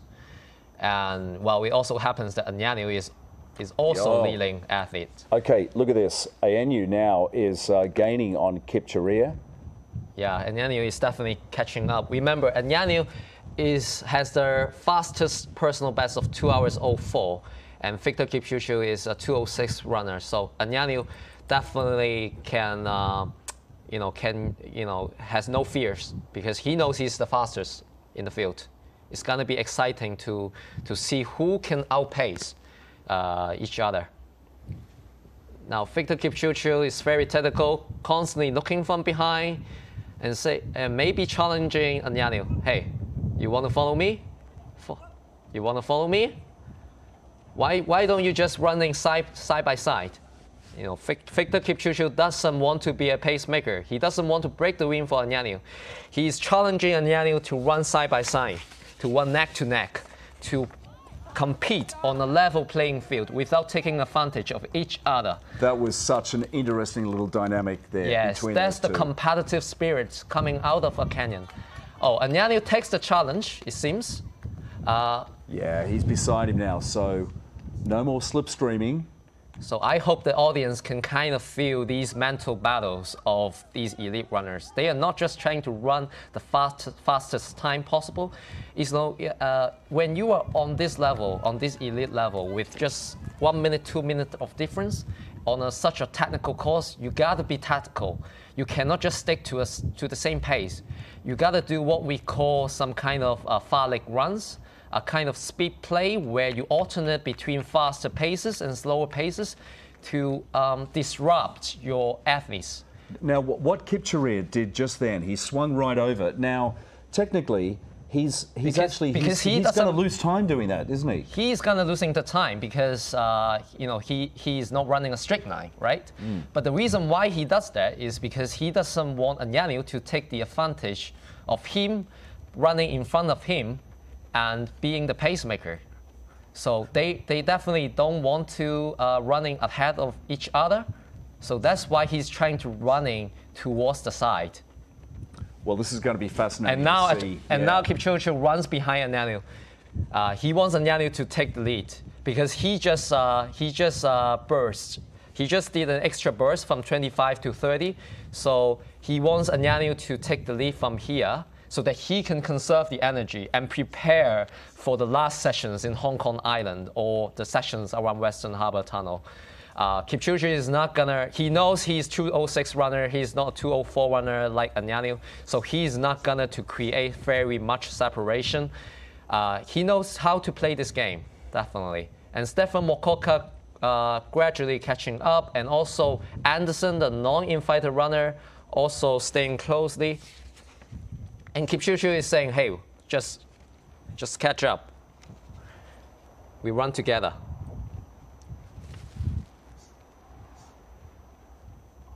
We don't know what exactly pace that they are doing, but they are definitely running faster than 3:08 pace, as in the first half of the race. Very soon enough, they are approaching 30K. Last year, the 30K split time is 1 hour 33:48. Okay, so we can see how close that's going to be. In 3 minutes, we are going to see. So they are probably running around 29K. And, and Yanniu, again, trying to running towards the side. He realized he's being the front runner of the group, and he said, no, I also don't want to be a pacemaker. But Mokoka said, no, I want to stay behind you. I mean, look, obviously you've done a lot of running yourself. I mean, we can't really tell from here. But how much of a difference when you've been running and you're behind someone? How much does, looks like we may you see these runners are unable to lift the legs, so he probably, slowing down, and, you see he's grimacing, gritting his teeth, definitely feeling the pain. Yeah, that's Shengo Kebede of Ethiopia, 34 years of age, back now with Man Singh, the you Indian see runner. When Singh runs in a pace of 3 minutes 10, he's swinging his arms, he's opening up the strides with a bigger stride length and higher stride frequency. So Singh is still with the group. That's very promising to see, because Man Singh from India, the only non-African in this group, he only has a personal best in marathon 2 hours 16:58 in 2023. So it's incredible that he is still able to stay with the group here. And also, his half marathon time is 64 minutes. Very, basically similar to that of Wong Wan Jun, our Hong Kong record. But he's now being the, Man Singh is still being in the lead group. And Man Singh is now ranked number 6. He's probably going to be the first runner to finish in terms of the Asian Marathon Championships. And now the ladies group, and they have covered more than 25K. And if you could just explain the pacer out in front of these women here. If you're a pacer for the women, yes, probably no obligation to drop out or no need to drop out. You'll probably go through to the finish. Yes, yeah, definitely. These women, they are running at a pace of 3:34 with a projected time of 2:31. But I mean, their personal best is like 2 hours 22, 2 hours 24. So 2 hours at a pace of 3 hours 35 is definitely manageable for them. So for the women, they must feel really comfortable. And on the right-hand side, you can see some amateur runners also out on the course, taking videos of these elite runners. So it's very good to see world-class athletes running on the course of Hong Kong, and it really motivates these amateur runners. When you watch from TV, you probably don't realize how fast they are running, but they are actually running. If you've got to be roadside beside them. They are actually to see it. sprinting. It's quite incredible. They are actually sprinting every 100 meters in 18 seconds, and they are doing more than 420 times of 100-meter sprints in 18 seconds. Imagine that. Yeah. And Mr. Huang, the second place currently in the Asian Marathon Championships, trailing behind the lead group, just behind Man Singh. Okay, we've now kind of started this run down toward the entrance to the Western Harbour Tunnel, because now we're getting to, as you said, Olympic, all the big private housing estates, heading down to the ICC with the big hotel and the banks down there on Kowloon side, but they're heading slowly down toward the tunnel, which is going to be extremely tough getting out of. That's one of the big things that runners in this race talk about. What was the race like? And they said it was fine, but I hated coming out of the Western Tunnel because it's so steep for them, particularly when you're right near the end. So they just passed the 30K, in approximately 1 hour 35. Oh shit! Sorry, we just see another amateur runner taking cameras of these elite runners, but I don't know how long they can do that before somebody actually. It's actually not. There's no one there to grab them and take them off. Yeah, it's actually against the rules. Of course. Because he's taking the shortcut. And even if he's a certified marathon runner, he's taking the shortcut. He's interfering with the whole mindset of these guys. Yeah. It's a distraction. There should be officials, there should be marshals stopping this guy from interrupting these elite athletes. What an idiot. Yeah, it's gonna be definitely a disturbance to these elite athletes. Fortunately, we don't see this amateur runner touching or stopping these elite athletes.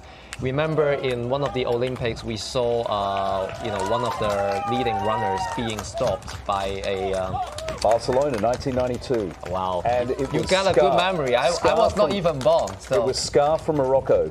The Moroccan Scar, and it was something. I mean, I was at the time not exactly sure why they were pulling him off, but the official was so disgusted with what he was doing, he ran on and grabbed him by the arm. I think that's a Brazilian runner who was supposed to be a champion, but then closer to the finish line, he was stopped and actually pushed away by an Irish missionary, I guess. This one. No, you're talking about a different one. Yes. Then a different one. Yeah. So the Brazilian. That's right. So in the end, the Brazilian guy was not able to, make it as a first place. I think he's still in the top 3. Yeah. But because of the guy pushing him, and he lost the momentum, and he was not able to claim the title. Yes. What a pity. You know what? I can't remember what year that was. I know what you're talking about. No, I thought you were referring to I think it was a 10,000 kilometer track race, and Khalid Scar of Morocco they thought, running unethically, blocking runners, etc. And one of the officials actually was so angry that he grabbed him by the arm, which he shouldn't have done, but it was just a reflection of that it was bad sportsmanship. Yeah. It's good to see the amateur runner, wearing the wings and just trying to take videos. I think he just ran out of steam. He couldn't keep up. Yeah, it's good to see he's gone. And the race is not disturbed. Yeah, so you can definitely take a stop and take videos, but never cross that line. And don't take the shortcut. And you can also risk being disqualified forever by the association if you break the rules. Actually, they've got his number. They'll have him on there, and you're right. They might actually. I mean, the guy's just an idiot, but maybe they might take his name and make sure that he can never. They probably don't know the consequences can be this severe. Well, anyway, back to the lead group. We see Kipchoge still leading, and they passed the 30K at a pace of 3:09. So projected time 2 hours 12. Not a very fast time. I don't think we are going for a course record here today. Well, so we have how many there? 2, 4, 5. We have 5, maybe 6. Yeah, Singh from India is still there. Yeah, we have 6 runners here. Yes, exactly. Even at this stage for the Hong Kong Marathon, it's slightly unusual. We're often more strung out than this, and you often see this race decided just over the last few kilometres. There'll be 2, maybe 3 runners. Yeah. And then someone will make a break. That means the pace is manageably slow for them, and they are probably feeling quite comfortable. I guess they will make another move while crossing the harbour tunnel, the western tunnel. I'll tell you, there's been no change. There's been virtually no change in this women's pack. Almost none. We've still got the pacer, of course, and that front 3. The pacemakers, yes. The front 4. Yeah, exactly. I think they have covered, they are also almost towards 30K, and the pacemaker is still with them. Yeah, I mean, you can see, well, we know where they are on the expressway. Yeah, there, and they're quite a way back. The ladies, they are actually, getting towards 28K, and they are maintaining a very steady pace of 3:34 per kilometer. So the ladies, not much news, but then the lead group, we see Anderson taking the lead for the, it's interesting because Anderson is, doesn't have a very good personal best.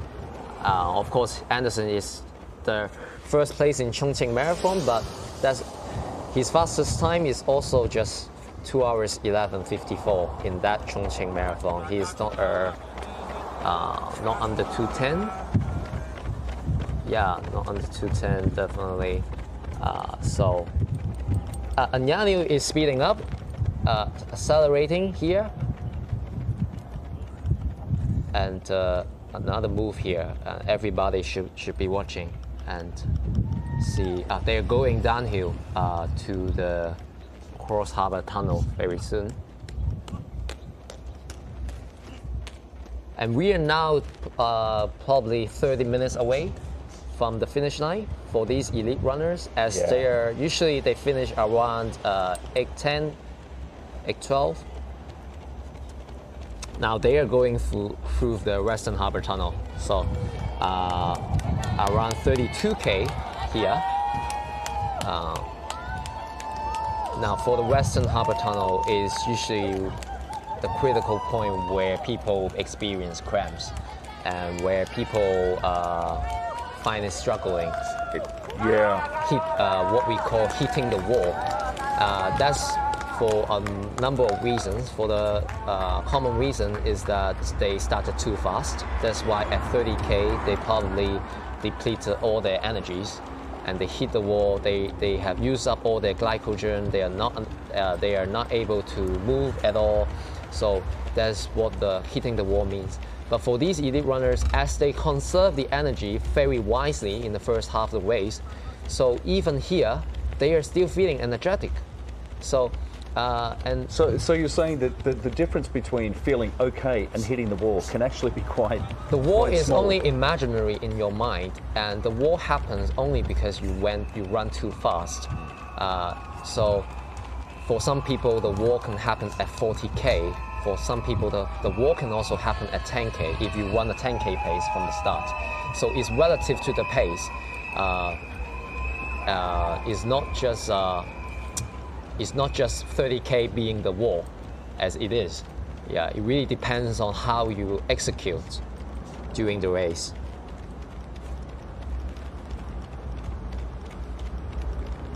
So I think Man Sing is unable to follow the group from here, but still incredible for him as a 2 hour 16-minute runner, following these top class runners all the way to 32K. That's inspiring. And the Mr. Huan running alone, but not too far behind the lead group. So I probably running a pace, running a projected time of under 2 hours 15. But look at this, Oscar. Sorry, I just wanted to point out Man Sing. There he is, the Indian runner. Good that they've gone to the close-up with him. He's really dropping back now. Yeah. He's been very close to that front group for most of the race, and now he's dropped back a good. Yeah. I don't know, what is that, 50 meters? Yes. Something like that. And you can see the decline. We are talking about one kilometer of downhill in the Western Harbour Tunnel, followed by 1 kilometer of uphill. But you're saying that sometimes for a lot of the runners at this stage of the race, the downhill can be a killer. Because runners are usually under the impression that downhill hurts their knees. It's not running downhill hurts your knee.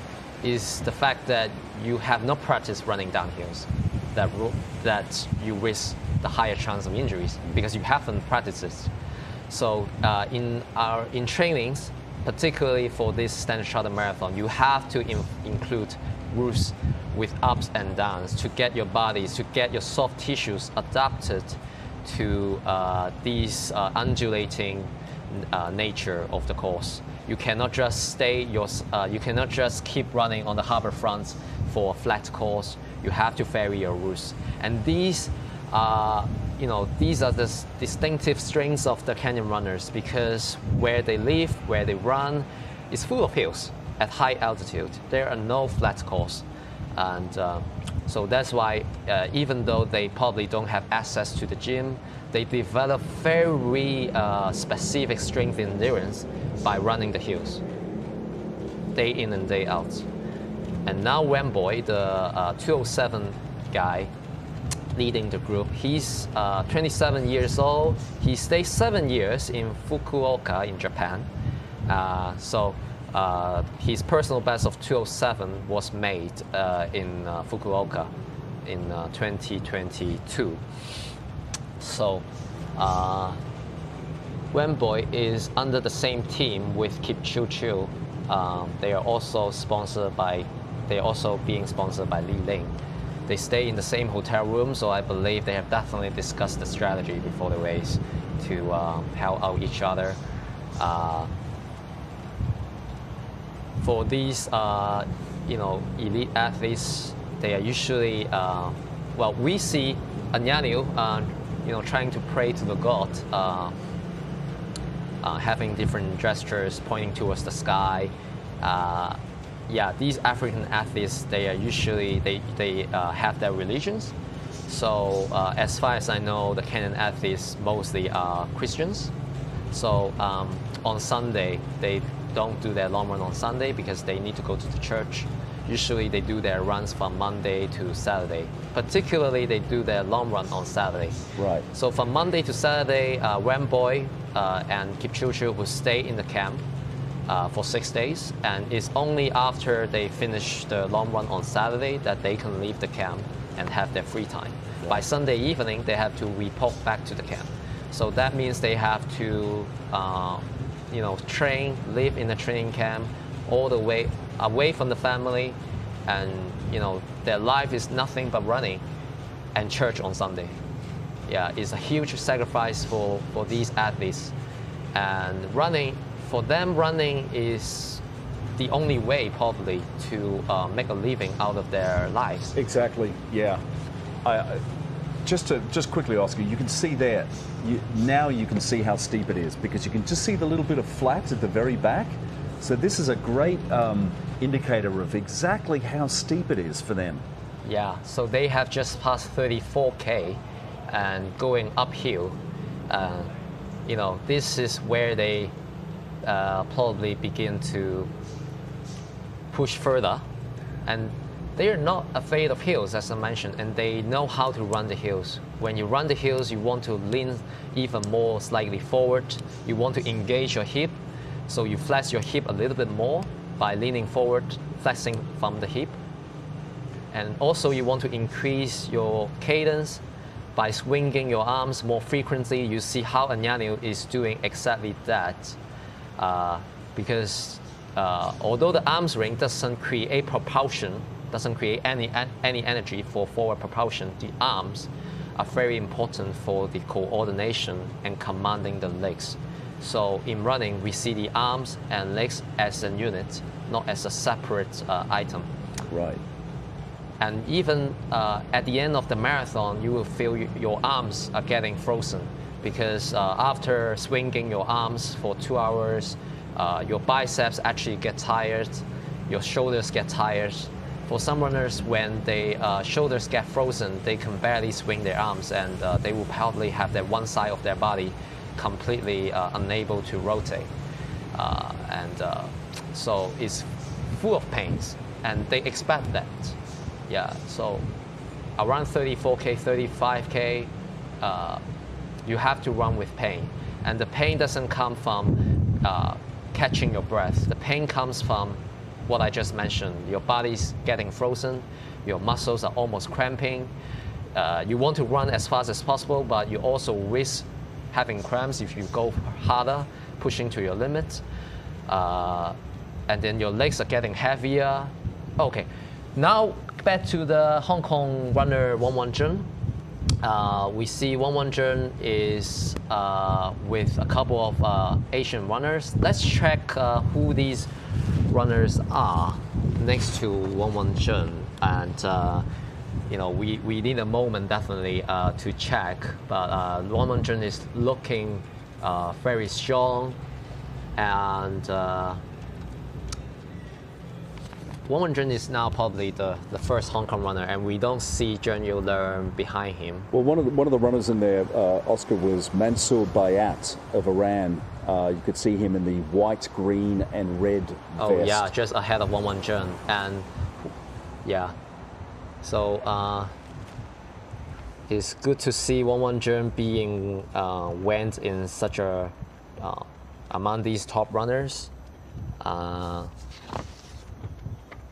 I think Wang Zhen, yeah, is still keeping the pace of 3:24.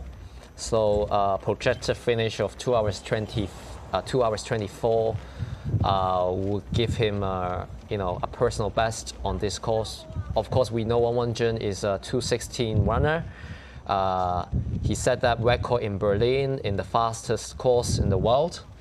And this is a hilly course, that's why he cannot, you know, I don't think he's targeting anything faster than 2 hours 20.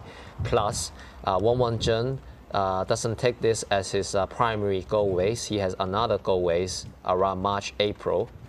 So, you know, a time of 2 hours 24 for Wang Zhen would already mean the fastest local runner. And there will be $5,000 US for the fastest HKAAA registered athletes. So it's also some good money for Wang Zhen. Yeah, as you mentioned before. And again, the winner's check, $65,000 US. So he is Zheng Yulearn wearing the Hong Kong team suit because Zheng Yulearn is the Hong Kong representative in the Asian Marathon Championship. So just back with the lead pack here, just to update you, we had Mekwant Anu of Ethiopia, who had been with the leading pack. No, he is in fact still in there, but we have a couple of the leaders that have dropped back. And also, just to update you, it's Amino of Ethiopia who has seemed to have gone out to a, say, I don't know, a 10-meter lead in the women's pack. We saw a shot of her before, and I'm sure they'll come back to her in a second. But these leading men have now come through the Western Tunnel, they've come over the loop, and they are now heading, what is it, eastward, I think, along the top of Hong Kong Island. They are now going towards the Sheungwan. Yeah. This is the final stretch of the 36K, the final uphill stretch. From 36K onwards, the course will get more downhill and will become flatter. So Anyanu from Ethiopia, the guy in the white, leading the group. Stefan Mokoka just running shoulder to shoulder with Anyanu. He is the 3-time Olympic champion from South Africa. And then we also have Victor Kipchirchir closely following from behind, and Wamoy also from Kenya, and then Anderson also from Kenya. And Mang Singh being the number 6 runner, probably 100 meters behind the lead group. He's going to be the first runner in the Asian Marathon Championships. And then we also have, behind Mang Singh is Michael Githai. Yeah, this is who I was thinking of before. Sorry. He is also a champion for the Fukuoka marathon. Yeah, so Githai has dropped back behind these guys, the 29-year-old. Yes, you mentioned Fukuoka, 2:07:08. Oscar, but he's back now. Now this is critical as they eat the gels probably for the last time before they go for the last 6K of the race. I urge all of you watching this race not to leave, as the last probably 20 minutes is very critical for these runners, and they are now racing against each other. Oscar, I've got to say, in my experience of doing this race goes back to 1981. They've had a few years where they haven't run it, but it's been really at the top level mainly for the last 10 years.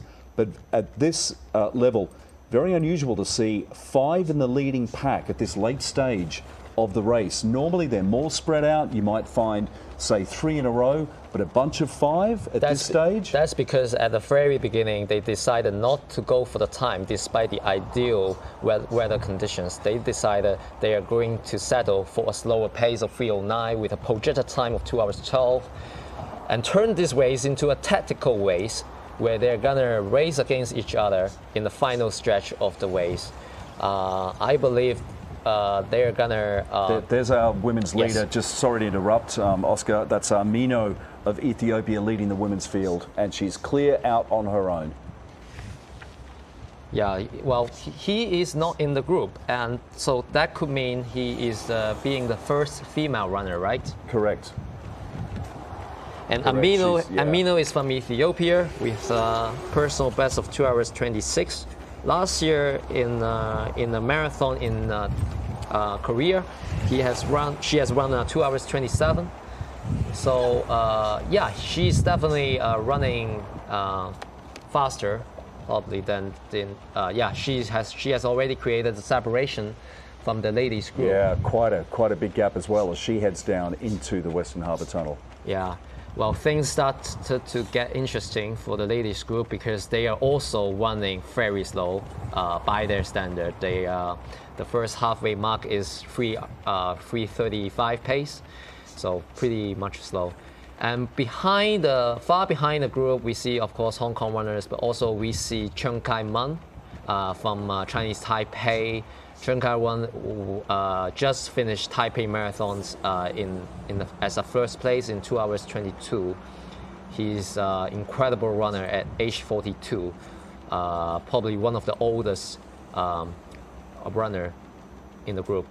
And Jacob White is leading the ladies group. It's good to see Jacob White being a 2:29 PB runner, leading the group.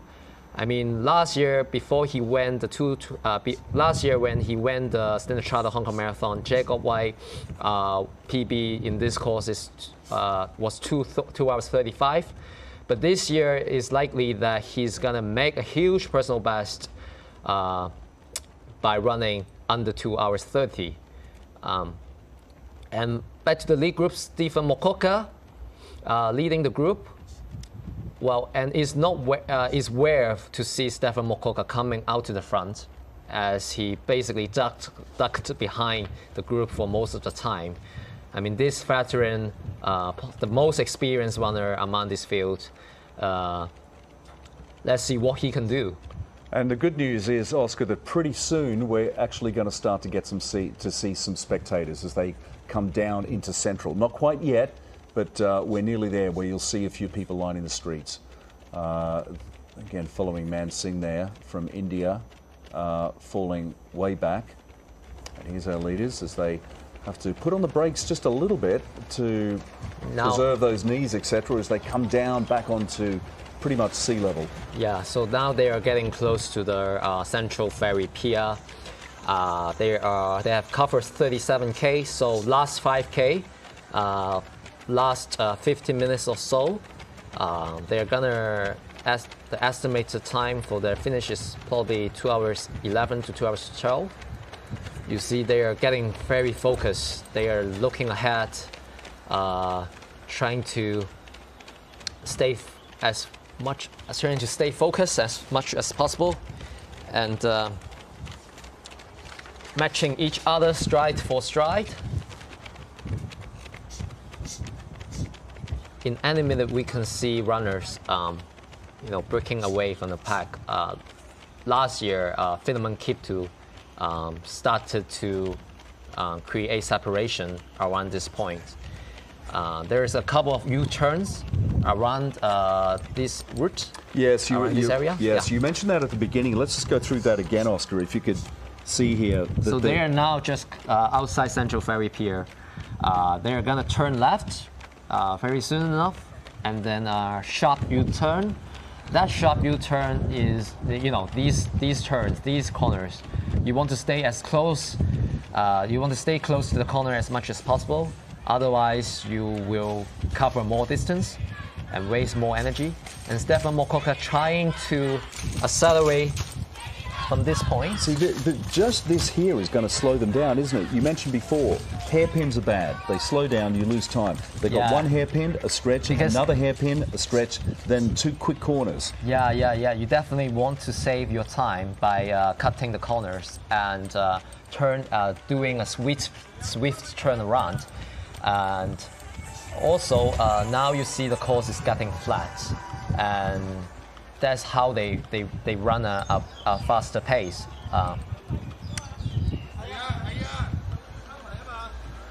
Mansink is running alone, but very promising for him to end up in number 6 or number 8 of the race. If you end up in top 10, you have the cash bonus. And for Mansink, because he is one of the rivals in the Asian Marathon Championship, he also got the extra cash bonus. And here we have the leading woman runner, Amino. Medina Deme Amino of Ethiopia, a 2020 personal best of 2:26:12, and she is one of the elite runners. She has a good lead over her rivals, but I wouldn't quite say that she's shaken them just yet.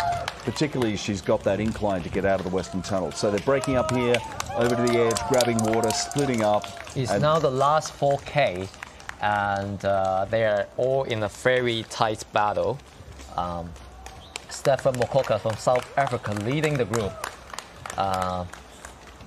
He is also a former 50 kilometers world record champions in 2022, and he's a 3-time K-time champion.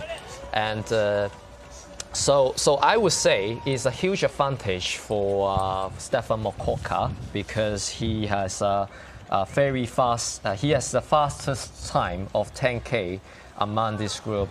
His 10K is 27:40, and then because he was a track runner before turning into marathon, so he has some very good speed in his legs, despite being one of the oldest runners here. His 5,000 meters also very impressive, 13:11, made in 2015, and 3,000 meters 7:55. So if we are talking about who still have the extra gear to speed up for these 4 kilometers, for these less than 4 kilometers, we can say Stefan Mokoka definitely has a high chance, because he has a very good speed compared to the other distance runners. The other distance runners, Anderson, Victor, and Anyanu, they don't have much track experience, but Stefan Mokoka is unique. He is special, and also he has a half marathon of 59:36. So the second fastest half marathon among this group. Victor, on the other hand, has the fastest half marathon time, 59:19 in 2021 in Padova half marathon, where he was the champion. So Victor also got better speed. But then Anyanu is a 2:04 marathoner in Valencia Marathon in 2020. So Anyanu's endurance is probably better than the other rivals. And then we have Anderson, who only has a personal best of 2 hours 11. Somehow managed to stay with these 2:04 to 2:06 runners. Very impressive for Anderson. And Anderson doesn't have any entry fees, because he's not an invited runner, as we mentioned earlier in the race. So it's pretty encouraging to see him taking the courage to sign up for the race. And Yu Hin Hwa, one of our Hong Kong fastest runners, are now with our female marathon record holder, the champion, the legend, Yu Ki-ching. I think they're around the Western Tunnel mark. Yeah, probably going into the Western Tunnel very soon. So around 32, 33K. Exact time, not sure the pace that they're doing. We gotta check the app. But Ki-ching is a marathon legend. She holds multiple records in the half marathon, in 10K. And she is also Olympic representative, representing Hong Kong in Rio Olympics. She just gave birth to her second daughter in April. This is gonna be her first marathon after giving the second birth. So it's good to see Ki-ching coming out. And then back to the lead group. They are now running the Long Wall Road. and they are less than 8 minutes from the finish line. Almost getting to the 40K mark now. This is another incline. You see, even the Kenyans have to, really find that extra gear from their legs to push through, because, after 2 hours of running, 40K of running, you cannot lose any concentration here. And Victor is struggling to keep up with the group. We saw how confident Victor was earlier. It's kind of breaking apart here. And again, they're close. They're really closing in on the finish line here in this, well, I guess you could call it the government district of Hong Kong, government headquarters over to the left. Man Singh there of India, still hanging in there, as is Huang of China. But they are quite a way back from the leading pack. So Mr. Huang is currently the second place in the Asian Marathon Championship from China. Mr. Huang doing well, and then we back to the lead group. Well, we're starting to see the top 3 runners. Stefan Mokoka approaching the 40K mark, looking very strong. Yeah, good call on Mokoka, Oscar, from the beginning of this race. You mentioned him quite a bit. And he's using this race as part of his warm-up for the Paris Olympics later this year. Yeah, I mentioned he's also the probably the most experienced runners. Three Olympics, I think you said. Three-time Olympic champion from 2012 to 2016 to 2020 Tokyo. He has tried it all. He has completed it all, and he was a track runner. He has that extra gear to create separation from here. For him, it's just now last 5 laps plus 200 meters of the course. They passed the 40K approximately 2 hours 6 minutes. So I guess the projected time is going to be 2 hours 12 something. And now Anderson, the non-invited runner, trying to follow Mokoka. And Anderson is also the first place in Chongqing Marathon. So both champions racing against each other, shoulder to shoulder. And Man Singh is the first place in the Asian Marathon Championships. He's also leading. That's why the camera, has been covering him. And then for the ladies, they came out of the Western Tunnel. They're around the 36K mark. Now, this is the first female runner. It's Amino. Medina Deme Amino of Ethiopia. 26 years of age, relatively young for a marathon runner at this level, but she is one of the elite invited runners. Well, Amino has been 2-time champions in Xiamen International Marathon in 2019 and 2020. So, I mean, the runners invited by HKAAA, they are all very seasoned runners. They are usually champions in Asia. So, for the course of Hong Kong, it's good to see the clash of champions on display here. Okay, so our group of 6, which then broke down to a group of 4 outside the Western Tunnel, is now down to as they came out of the pair. convention center, they are now approaching the Wan Chai, very close to the stunning Marsh Road flyover. That symbolizes the 41K mark. The Marsh Road flyover is notorious for its steepness. It's a real arc. Yeah, it's a really steep bridge, and usually this bridge can see who will come. Whoever come out of the flyover stronger is usually the champion. You see now this steep incline that they are climbing is the Marsh Road flyover. Once they pass this bridge, they enter the streets of Wan Chai, and they are greeted with the cheers of Hong Kong people. Now, Mokoka, after some speeding, still looking strong and trying to push through the hill. But I believe Anderson looks more relaxed, right? it seems Mokoka is a little bit struggling, but Anderson looking effortless. Yep. Yeah. So last 1K to go. Who will win the 2024 Standard Chartered Hong Kong Marathon? We will know the answer in 3 minutes.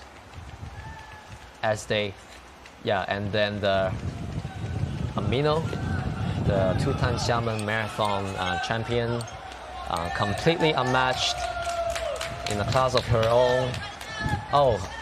Anderson, the dark horse, the 2 hours 11 personal best, Chongqing Marathon champion, is now leading. He looks very strong. He definitely has more gas in the tank, and well, you mentioned the Marsh Road flyover. Yeah, it really, he decided to outsprint Stefan Mokoka after the flyover, and now Anderson is in absolute control of the race. You see, he's barely sweating. The eyes, the brows, no furrowing, and then still looking very relaxed. And I tell you, it's such a joy after the silence of the expressway to actually hear people cheering, people that have actually come out to see these runners going through their final strides toward the finish line. Great to have some atmosphere and some noise finally in this race. Yeah. So Anderson Savoy, not being an invited runner, but still turned out to become the dark horse of this year's race. Yeah, really. I mean, out of nowhere. I mean, it was a surprise initially to see him in the leading pack, way back where the race started. But to have a non-elite, as you said, non-invited runner out now in the lead is really quite the surprise, and it's going to be a decent time as well.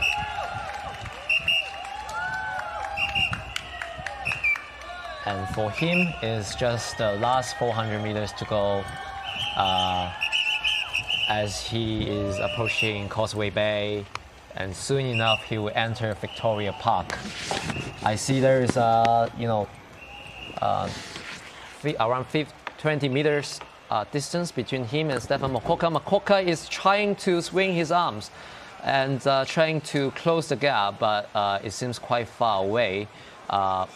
And then we have Anderson Savoy from Kenya entering the final 200-meter stretch, almost stumbling. He's driving his arms, kicking into extra gear. Now the finish line is in sight. For him, is $65,000 within reach. Yeah, here he is on that famous Gripe Green patch here, coming under the banner and going through the ribbon to win this race, the 2024 Hong Kong Marathon. And Mokoka of South Africa, who thought he had this in the can, has come through in second place. And it's ANU of Ethiopia who'll pick up third place. So, still a very exciting race, but we are not yet done yet, as we continue to see who can become the top 3 of the Asian Marathon Championship. So, we see more and more runners coming back. Mansingh is, suppose it's Mansingh who lead the group. Yeah, he is gonna be the first guy to finish in the Asian Marathon Championship.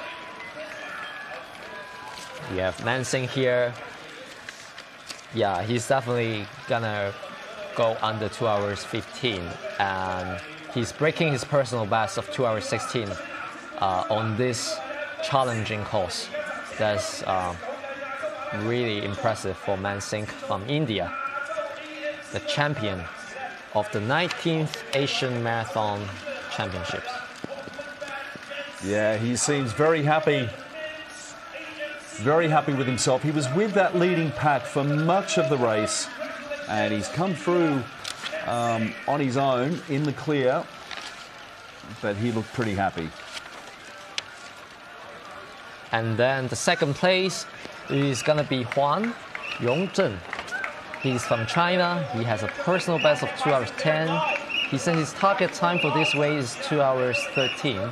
He's not going to make it today, but it's still an impressive time given the challenging nature of the course and the fact that he's gonna finish second for the Asian Marathon Championship, which is very good news for China. And being the overall number 2, he will get $2,000 US as his reward for the Asian Marathon Championship. So Mr. Huan Yongzhen finishing his final 100-meter stretch. Congratulations to China for finishing in second place. And what a strong finish as well. Yeah, and absolutely sprinting all the way to the line, giving it his all.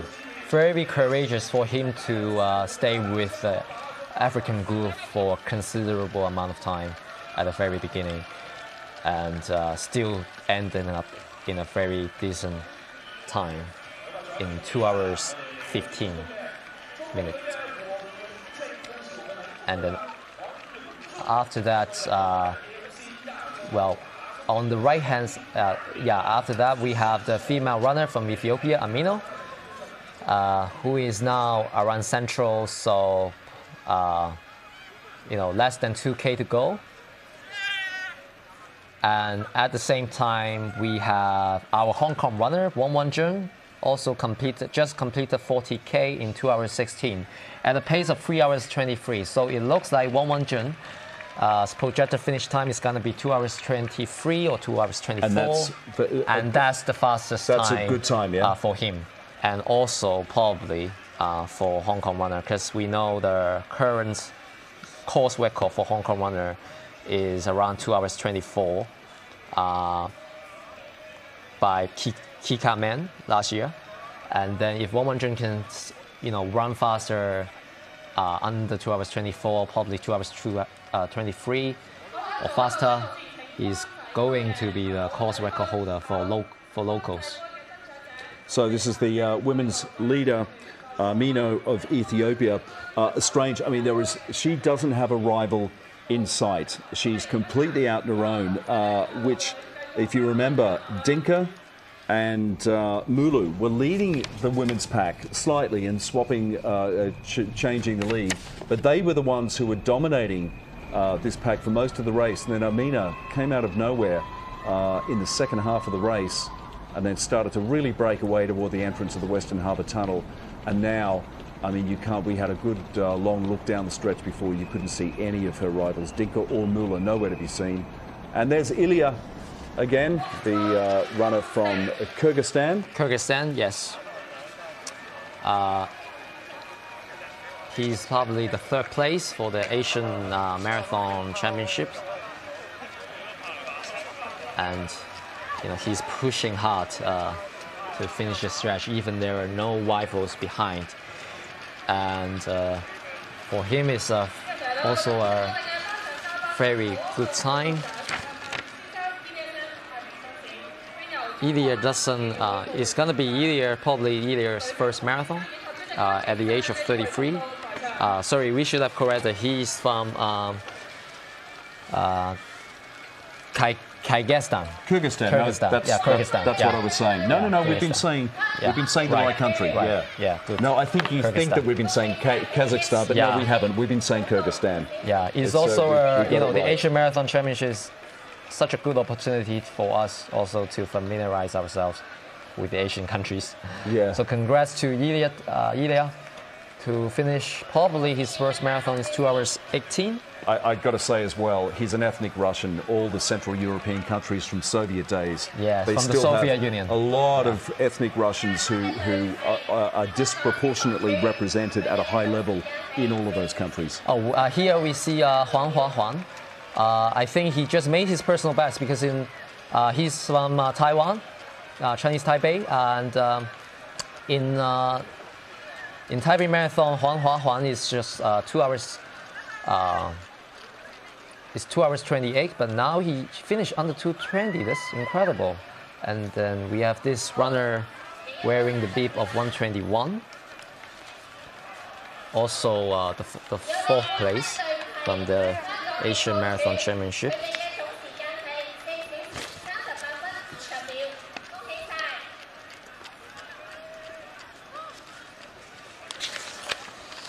And yeah, that's a Bakator from Uzbekistan, who's very happy to be finished, it looks like. Totally exhausted after running this. Okay, so back to Medina Amino, and she is coasting now. By her standards, I'd say coasting, but she's probably still trying to push for a good time. But she's out on her own. She's fine. She's comfortable. Amino is running at a pace of 3 hours 33. So she is, projected time is to finish under 2 hours 30. And earlier we saw Hong Kong runner White run ahead of Amino. So it is likely that White is also running a very fast time under 2 hours 30, which would mean at least 6-minute personal best for him on this course. But we don't see signs of White yet. He's probably ahead of Amino, but for Amino, she is at the top of her game. There is no other female runners threatening her status right now. And this is also another runner from Uzbekistan. Uzbekistan? Yeah. Yeah, he is the 5th finisher for the Asian Marathon Championships.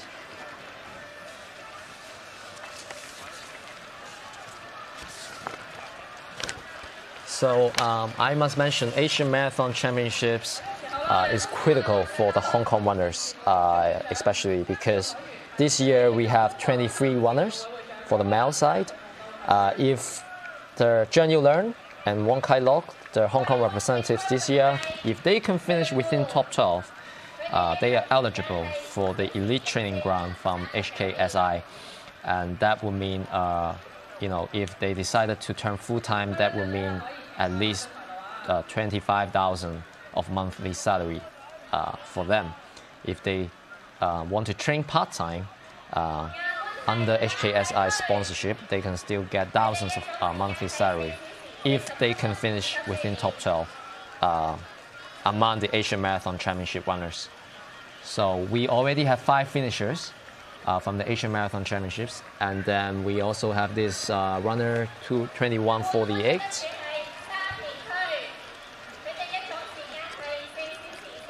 And then Wong Wan-jun is finishing very soon. Wong Wan-jun is probably approaching 2 hours 23, and that would be the fastest course record for Hong Kong. Course record, not Hong Kong record. For Wong Wan-jun, the time is likely to be 2 hours 23. Remember last year he finished 2 hours 25:59. And then this year, massive improvement, 2 hours 23 as the first Hong Kong runner to finish the Standard Chartered Hong Kong Marathon. Looking strong. This is not his primary goal race. He has another race probably in March or April. But he looks just like finishing another long run. And coming in behind him was Amangos Islam of Kazakhstan and Mansur Bayat of Iran. There's Bayat of Iran.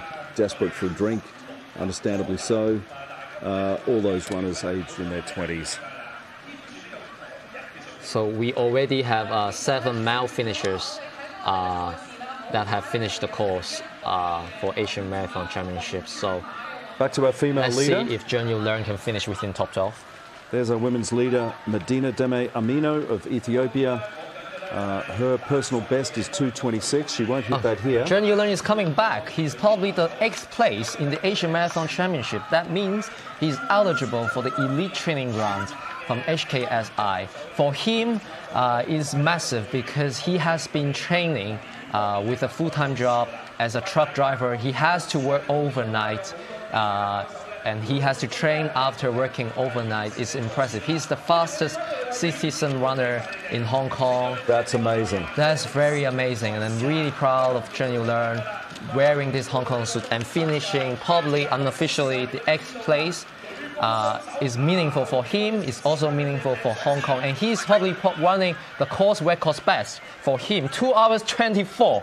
Last year he ran the course in 2 hours 26. So 2-minute personal best for Zheng Yulern is incredibly exhilarating to see Zheng Yulern finishing a personal best and also winning the eligibility See, they're for the the elite training grant. They're the stories you want to hear.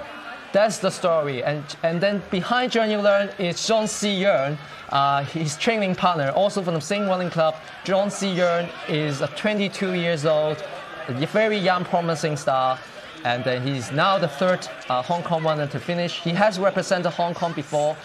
He has just run 2 hours 22 in Valencia Marathon 1 month ago, and today he still able to finish 2 hours 25. That's also a course record for him. And I'm really happy for Zhong Si-yeon and Zheng Yulern. As they hug each other, Oscar, you can see the camaraderie between them. What would those little stickers be? Those little stickers are able to help them relieve the pain. It's specifically designed by Japanese manufacturers. So it's So little anti-pain patches. Stick on. Pain relief patches. He was wearing a lot of them. And then back to Zhong Si-yeon and Zheng Yulern. Really happy for them as they made their personal best, and their coach Chen Ga-ho will be very proud of them too. We continue to keep an eye on seeing how Kylo Wong, the 2nd Hong Kong team representative, do. But now our attention is for Amino, and let's see if he can finish under 2 hours 30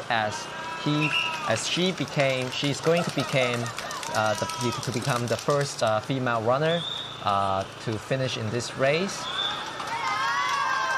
In the Western Tunnel, she was able to maintain the pace of 3 hours 34 and creating separation from the rest of the group. She's from Ethiopia, and she has a personal best of 2 hours 26. And but today, even finishing under 2 hours 30 is quite a huge challenge for her. And it's incredibly exciting to see 3 Hong Kong male runners finish ahead of Amino, because in the past, usually there's only 1 Hong Kong male runner finishing ahead of an Ethiopian female runner. But today there are 3 male runners finishing ahead of Amino. And then we also have a male runner running ahead of Amino. Not exactly sure who he is, but then we see Wan Che-hei. Wan Che-hei is doing very well. He is also breaking his course record. This runner should not be running in front of Amino like that. They should be over to the side, but and letting her go through. She is looking. You can see she's looking, thinking, "Who are you, and why are you running in front of me?" Yeah, she's pointing, saying, "Get him off." You know what? Yes. I could be wrong, but in fact, he shouldn't be on there. I think I remember that guy from the start of the race. I think I saw him run and join the leading pack from the side. I'm not even sure if he's a legal runner. Okay, He shouldn't be doing that. It remains to be seen, because we have not seen. It remains to be seen whether he violated any rules. But for Amino, really happy for her to finish first. She got the $65,000 US.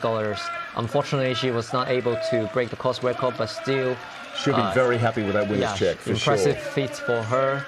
And also for Wan Che-hei, probably finishing in 2 hours 27, 2:28, a 4-minute personal best for Wan Che-hei. Really touching to see Wan Che-hei breaking his personal best on this course. And then now the 2nd female runner, Beatrice Chaptu from Kenya, finishing behind Amino. He's checking to see if there are any runners trailing her. Boy, I'll tell you, this women's field is really spread out. Actually, Beatrice Cheptu has the fastest time among the groups, 2 hours 22. But today, she finished second place. You know, the official time, probably 2 hours 29 something. Okay. And then we have Jacob White trying to race against the third female runner. Let's see if Jacob White can outsprint. He's using her as a pacer. Running under 2 hours 30.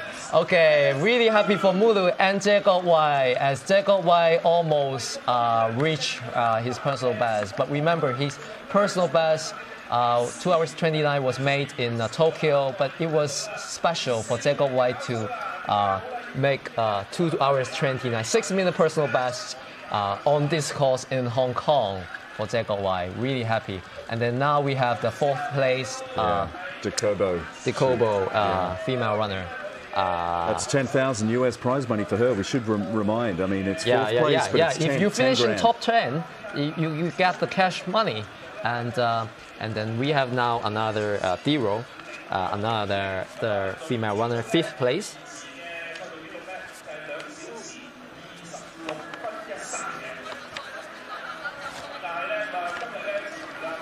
Yeah, I have my suspicions about that runner who was that male runner running along with the women's leader. I think I remember him from the beginning of the race. He came from off course and joined the leading pack.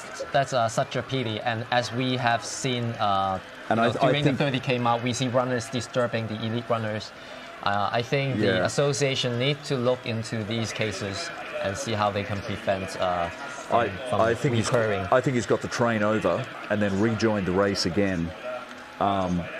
And just jumped in front of the women's. I think Wong Kai Lok is also coming back very soon. He is now less than 300 meters from the finish line. Remember, Wong Kai Lok is our second Hong Kong team representative in this Asian Marathon Championships. We don't know if he can finish in top 12. We just see another Kumara, another Asian Championship athlete coming back. And Wong Kai Lok still has 200 meters to go. We should be able to see him very soon. Unfortunately for Kai Lok, he's not able to make his personal best on this course. But it's still impressive for him to finish this marathon in a decent time. For Kai Lok, it has been a lot of ups and downs for him in the past year, struggling through injuries. And also training issues. So he probably still has some injuries from the back, but still he held on. He never gave up, trying to finish as well as he could, because he's wearing the Hong Kong China suit representing Hong Kong. Congratulations, Kai Lok. It's possible that he finished within top 12. We don't have the official data, but if he finished top 12, there is still a chance for him to be eligible for the elite training ground from HKAAA, the Hong Kong Sports Institute. And now we have another female runner, I believe is overall 6th. As she finished, she also got some good prize money. She's not an insider runner as well. And then, we have Taiwan runner, Taiwan representative, Zheng Kai-wan. He just finished 2 hours 22 in Taipei Marathon last month. So today he's running 2 hours 33 with another Taiwan athlete, Huan Hua-Huan. So really happy for them as Chinese Taipei finish. And then we have Choi Chi-kin, the former Hong Kong champion on this course. And then we have Chen Puyok, another Hong Kong runner. And then Mongolia just became the first female runner, 2 hours 33 in this Asian Marathon Championship. I think that is, again, let me see. I'll tell you what, it's a pretty hard name to pronounce. Let's just leave it at that for now. Just wearing the bib number 209. For the female side, we also have 3 Hong Kong team representatives. Joyce Wong, we have Mei Yan Wong, we also have Wat Ziying, Crystal Wat. Crystal is coming back, and then we have Zheng Ning finishing in 2 hours 34, very close to his personal best made in Seoul, but definitely a course record for him. I remember he finished around 2 hours 40 last year, so huge improvement for Zheng Ning.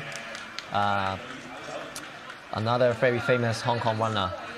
And then for Crystal Wat, our female team representative, she is now at the 38K mark with average pace of 4 minutes. So projected finish time is 2 hours 48. So another 30 minutes later, we are able to see female runners coming back, Crystal Wat.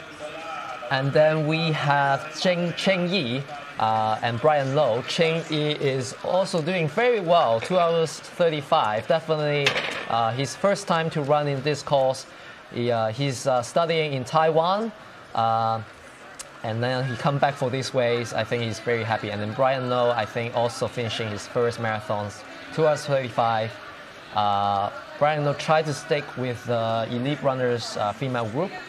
Not bad for him to finish 2 hours 35 in the end. And then we have the second female runner finishing in the Asian Marathon Championship. We have a total of 13 runners. So this runner, is finishing in the second place. And we need a closer look to see exactly the country she's representing. I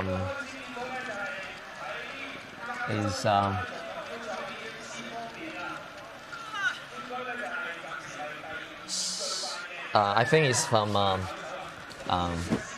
Kyrgyzstan again. Kyrgyzstan again, yeah. The second place. So the first place is Mongolia, and the second place is Kyrgyzstan. 32 years of age. Also for Satorova from Kyrgyzstan. This is her first marathon. Tell you what, look at that. She's pretty nimble. So much energy for the end of the race. 36. She can't stop running. And this is the pacemaker, Zege. Okay, well, he's done. He's definitely struggling. He has to walk back. In fact, he looks like he's not even going to finish. He's trying we to got take some some more Hong Kong athletes finishing, under 2 hour, around 2 hours 37. Is really amazing to run under 240 on this course. I mean, even though you are not in the top 10 list, but we must pay respect to these Hong Kong athletes. Most of them, they probably have a full-time job, and they have to train after work, running over 100 kilometers per week, running over 30 Ks of long runs, running through injuries, and to be able to finish now 2 hours 37 is incredible. A huge respect to these Hong Kong athletes. And most of them look very young. The future is bright for Hong Kong. And this course, I would say, even with today's relatively ideal weather conditions, this course is probably 3 to 5 minutes behind another course that you did, a flat course that you otherwise finish. So 3 to 5 minutes behind an ideal course. Actually, that gap seems relatively small compared to the dramatic undulations on this course. That it's only 5 minutes. I mentioned 3 to 5 minutes. That's a rough guess for the elite runners, for the competitive runners. But for amateur runners, the gap is gonna be even bigger, as they're not used to running hills, and less experience. And then Aigan is a two-time marathon champion. I think it's Aigan, but I'm not exactly sure whether it's him. Sorry if it's not, sorry if I mix up. I don't think it's him. But still, congratulations to this runner. From Macau. Yeah, from Macau. Yeah, Asian Marathon Championship representative from Macau, finishing under 2 hours 40. we still have 20 minutes to go, and I still urge all of you to stay close to the TV, as running under 3 hours for men would have a special incentive award, 10,000 Hong Kong dollars for anyone finishing under 3 hours for men. Any of the Hong Kong runners? Any of the Hong Kong residents. For last year, we have over 150 Hong Kong male runners finishing under 3 hours, and they can get this 10,000 incentive awards. That's great. Yeah, there's Sergei. Just thought I'd point out. So it's interesting. He made a point of taking his bib number off before he walked across the line. Yeah. So Patrick Wong, and then Yuki Cheng is also finishing 2 hours 40. Very likely, and really impressive for Ki Cheng after just giving second birth in April, and then she picked up training in less than a year, and then now being able to finish in 2 hours 40. It's definitely encouraging as she continued to come back to her best shape. Her personal best was 2 hours 31. And she's also she holds multiple course records in 10K, 15K. She's just a marathon and distance running legend for Hong Kong females, and we are incredibly proud to have Ki Cheng as our Hong Kong female runner. She's not representing Hong Kong today in the Asian Marathon Championship. But probably finishing 2 hours 40 or 2 hours 41. But really happy to see Ki Cheng coming back. That's incredible. Giving birth and running a marathon like this within the same year, basically, within the same 12-month period. Yes, is hats off to all the mothers coming back stronger after birth. Her personal best 2 hours 31 was actually made after giving the first birth. She's still, you mentioned about the peak age for marathon. I think Ki Cheng is, Ki Cheng is 30 something, definitely less than 40. There is still future for Ki Cheng to break her personal best again. And she also finished overall 10th, I believe, and she can get, extra cash bonus. But being the first registered HKAAA athlete to cross the finish line in the female category, she will earn $5,000 cash money. Wow, that's great. Yeah, that's pretty much a monthly salary for a Hong Kong person, or even 2 months of salary. Being a Hong Kong runner is not easy. We don't have many full-time runners. So these prize money means a lot for the runners to continue making a living and making advancement in the sport. You see, all the runners finishing, they are really excited. And this is Fei Long Chen, another famous local runner. And then we also have Lok Chok Yen finishing his first marathon in 2 hours 43 minutes approximately. Happy for him to run the first marathon successfully. We got a lot of elite runners. Although they are not the top elite runners, they can be called sub-elite runners because finishing around 2 hours 40 in this course is definitely not easy. Usually, when you finish under 3 hours, you're considered pretty happy. Yeah, you're considered kind of an elite by the local standard. And then we have Yu Hinhua finishing in 2 hours 43. Yu Hinhua is definitely our Hong Kong elite athlete, but today is not his goal race. So probably just finishing as part of his practice.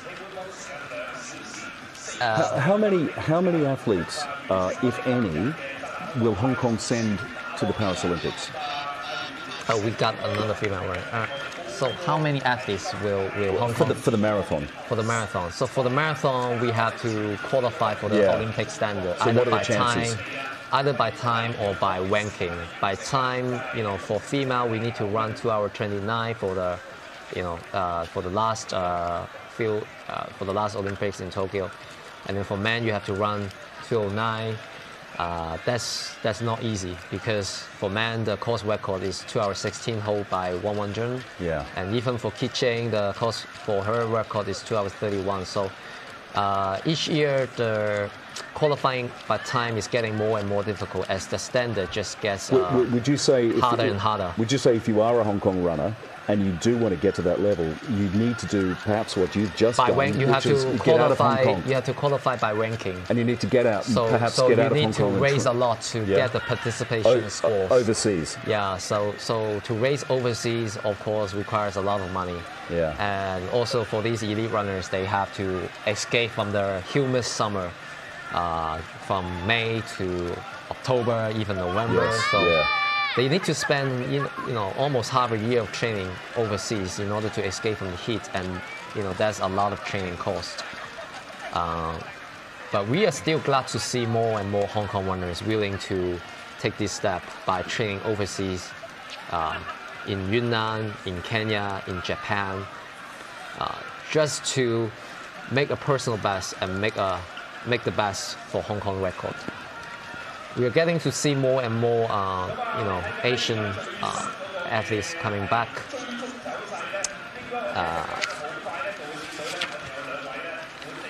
We also have Mr. Lai.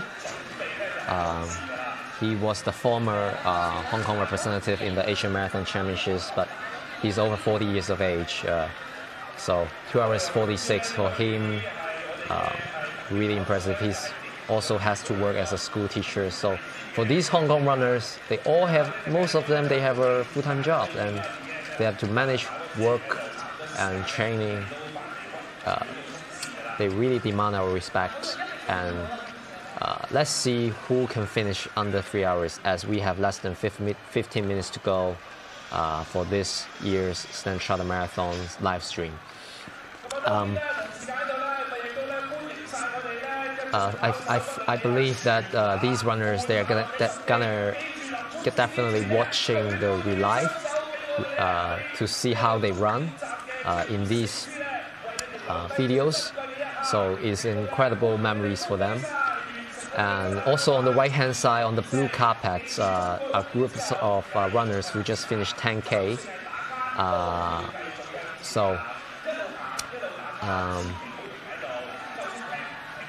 Also memorable for them to finish 10K is, even finishing the distance of 10K is not easy.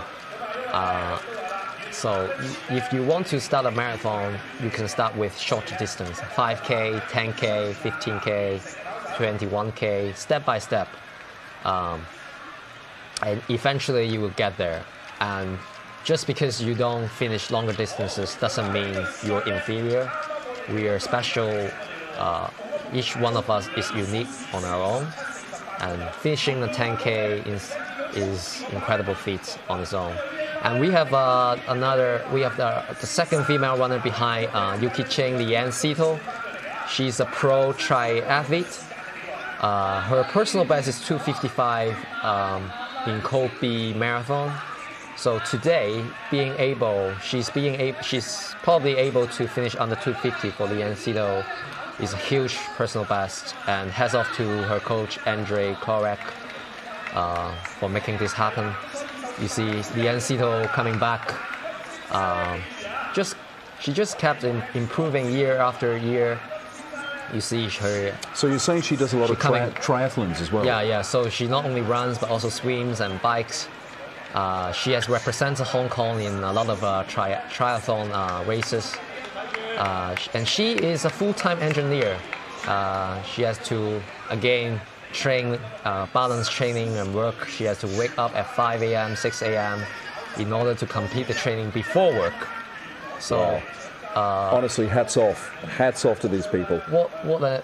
And then we have Crystal Watts coming back as the third overall Hong Kong runner, but as the first female runner in the Asian Marathon Championship for Crystal, coming back probably under 250. And then Lian Sito, a little bit of stumbling, but no worries. She's gonna finish 2 hours 49. Congratulations to Leanne. And then we have Crystal Watts coming back very soon.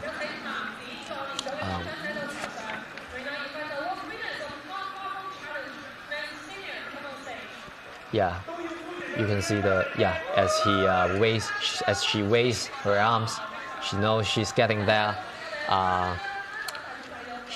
Crystal has represented Hong Kong for multiple times, and this year particularly she has represented 3 times in half marathon, in Asian half marathon championships, and also in the athletics championship. And almost 2 hours 49, 2:50. Happy for Crystal. We also have 2 hour. She finished over 14 as well.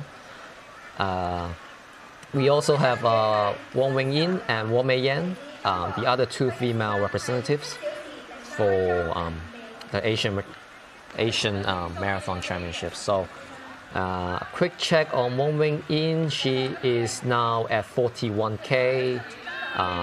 With her pace, she's able to finish under 3 hours. She's averaging a pace of 4:09. So good job for Wong Wing Yin, her first time to represent Hong Kong. And then we have, it's really touching to see athletes grabbing their hands as they come back. Running is really a sport of camaraderie and brotherhood. So there is much more beyond the sense of competition. It's also a sense of collaborations, a sense of win-win, a sense of shared victory, a sense of helping out each other. You see all these runners, they haven't left after finishing the finish line, because they are still waiting for other sub-3 runners to take a traditional sub-3 group picture all together as the clock turns to 2:59. So it's a special moment for them, and that's why I urge all of you to stay behind until 9 to witness this special moment for these Hong Kong runners.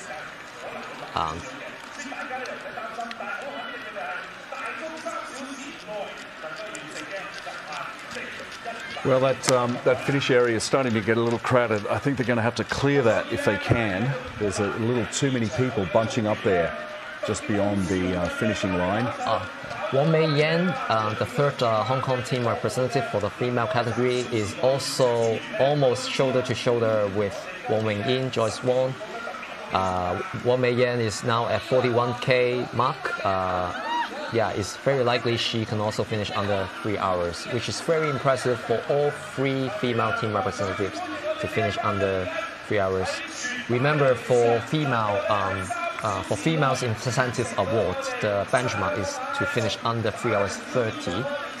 So relatively, 30 minutes slower than the male finishers in order to get the award. So for females to finish under 3 hours, that means they're literally almost as strong as men. So thumbs up to these female athletes representing Hong Kong: Joyce, Crystal, and Mei Yan, Amber. We're still looking forward to seeing them crossing the finish line. And we have 7 minutes to go. But for these runners, it's like a torture. You can imagine they are probably running in the streets of Wan Chai and Causeway Bay right now, struggling, trying to push, and trying to get that extra strength from their tank. And when you are almost in the last 2K of the marathon, what you think in your mind is you try to just, it's a lot of self-talk going through in your mind to get that extra motivation. Maybe you think about the most important person in your life, you think about your coach, you think about the reasons that made you start running, or it can be something like counting the number of MTR stations. As Lian Sito has shared, when she arrived in 36K, she's thinking, okay, this is Shangwan Station, and then I have only 5 to 6 stations to go before I arrive in Victoria Park. So she's thinking, Lian Sito says she's thinking, okay, I'm arriving in Central. Yeah. I'm arriving in Causeway Bay. And if you live in Hong Kong, even if you can't see the station entrances, you know exactly where you are. Yes, so that's why the Standard Chartered Hong Kong Marathon is always a special course for the Hong Kong runners, because the distance is not only meaningful in the sense of kilometers, but also in the sense of your personal relationship with the location. Maybe you live in Wan Chai, you are coming back to your neighborhood, and you're being supported by your friends, neighbors. Now, these are also sub-3 runners. They are projected to finish around 2 hours 55, 56. You see, they are really catching up, and we tend to think running is a solo sport, but when you add the group element, it just gives you a different kind of inspiration and an electrifying energy boost to push forward when you feel tired. I mentioned that running in a group is strategically helpful in terms of the drafting effect, but also there is a part of a mental aspect that I didn't mention, and probably the mental aspect can turn out to be even more important than the physical aspect. I mean, most people don't want to be alone, and that includes sport. And it includes things like cycling as well. We see Mei Yan Wang coming back. Mei Yan Wang is coming back, 2:56. She's definitely not alone. She's accompanied by a lot of male runners. Last year, she finished in the official time of 3 hours and 5 seconds. She sees the clock turning 3 hours. Her dream for today is to finish under 3 hours, but she achieved much more than that. Today, Mei Yan Wang is able to finish under probably 2:57 or 2. Wow. Yeah, so impressive feats for Mei Yan. Finally, for her, dream came true. It's not a personal best, as her personal best is 2:56, but it's definitely her course record best. She finally did it, Mei Yan Wang, to finish under 3 hours on this special course, and representing Hong Kong. We see more and more Hong Kong runners gathering around as the clock is now turning to 2:57:30. And we didn't catch Joyce Wong, but I guess, the other female Hong Kong representative, but I guess Wong Wing-in officially also finished under 3 hours, around 2:57. So all of our Hong Kong team representatives have finished in the Asian Marathon Championships. I've seen quite a lot of tops in there, Oscar, where people seem to be part of a running club. Yes. Matching tops, where they're... Yeah, usually you train in running clubs. We have the, if you walk into the sports ground in any of the weekdays around 7:30, you see, over 200 of runners wearing different tops of their running clubs and sprinting on track, doing 1,000 meters after 1,000 meters. Right. All for this race. For nothing but this race. Okay, close up of the clock there, and around a minute and a half left to get under that. We have 90 seconds left. Yeah. As the clock turns to 3 hours, we will see who can get the special incentive award of 10,000 Hong Kong dollars for male. Unfortunately, we are not able to cover female side because the females criteria is 3:30, and our live stream is finishing in 1 minute. But it's still, we are really fortunate to be part of these runners' special memories. To see who can finish in the last minute. Yeah, thanks for giving the audience that little heads up, Oscar, because we will be going off air. We've been told at 9 a.m. sharp Hong Kong time here. So the last 40 seconds, as the runners from Hong Kong coming back with 100% effort to the finish line. Less than 30 seconds to go. More and more runners coming back. This year, it looks like we have more than 150-mile runners to finish. It's incredible as we have, as our Hong Kong running team is growing stronger and stronger. They are not just running for money, but it's running for the spirit of progression, of hard work, of consistency, and really happy for all these runners. See you next year. Okay, Oscar Ng, thank you very much for your expert commentary this morning, and thank you to our international audience for watching this, the Hong Kong Marathon. Thanks very much for joining us. Bye for now. See you.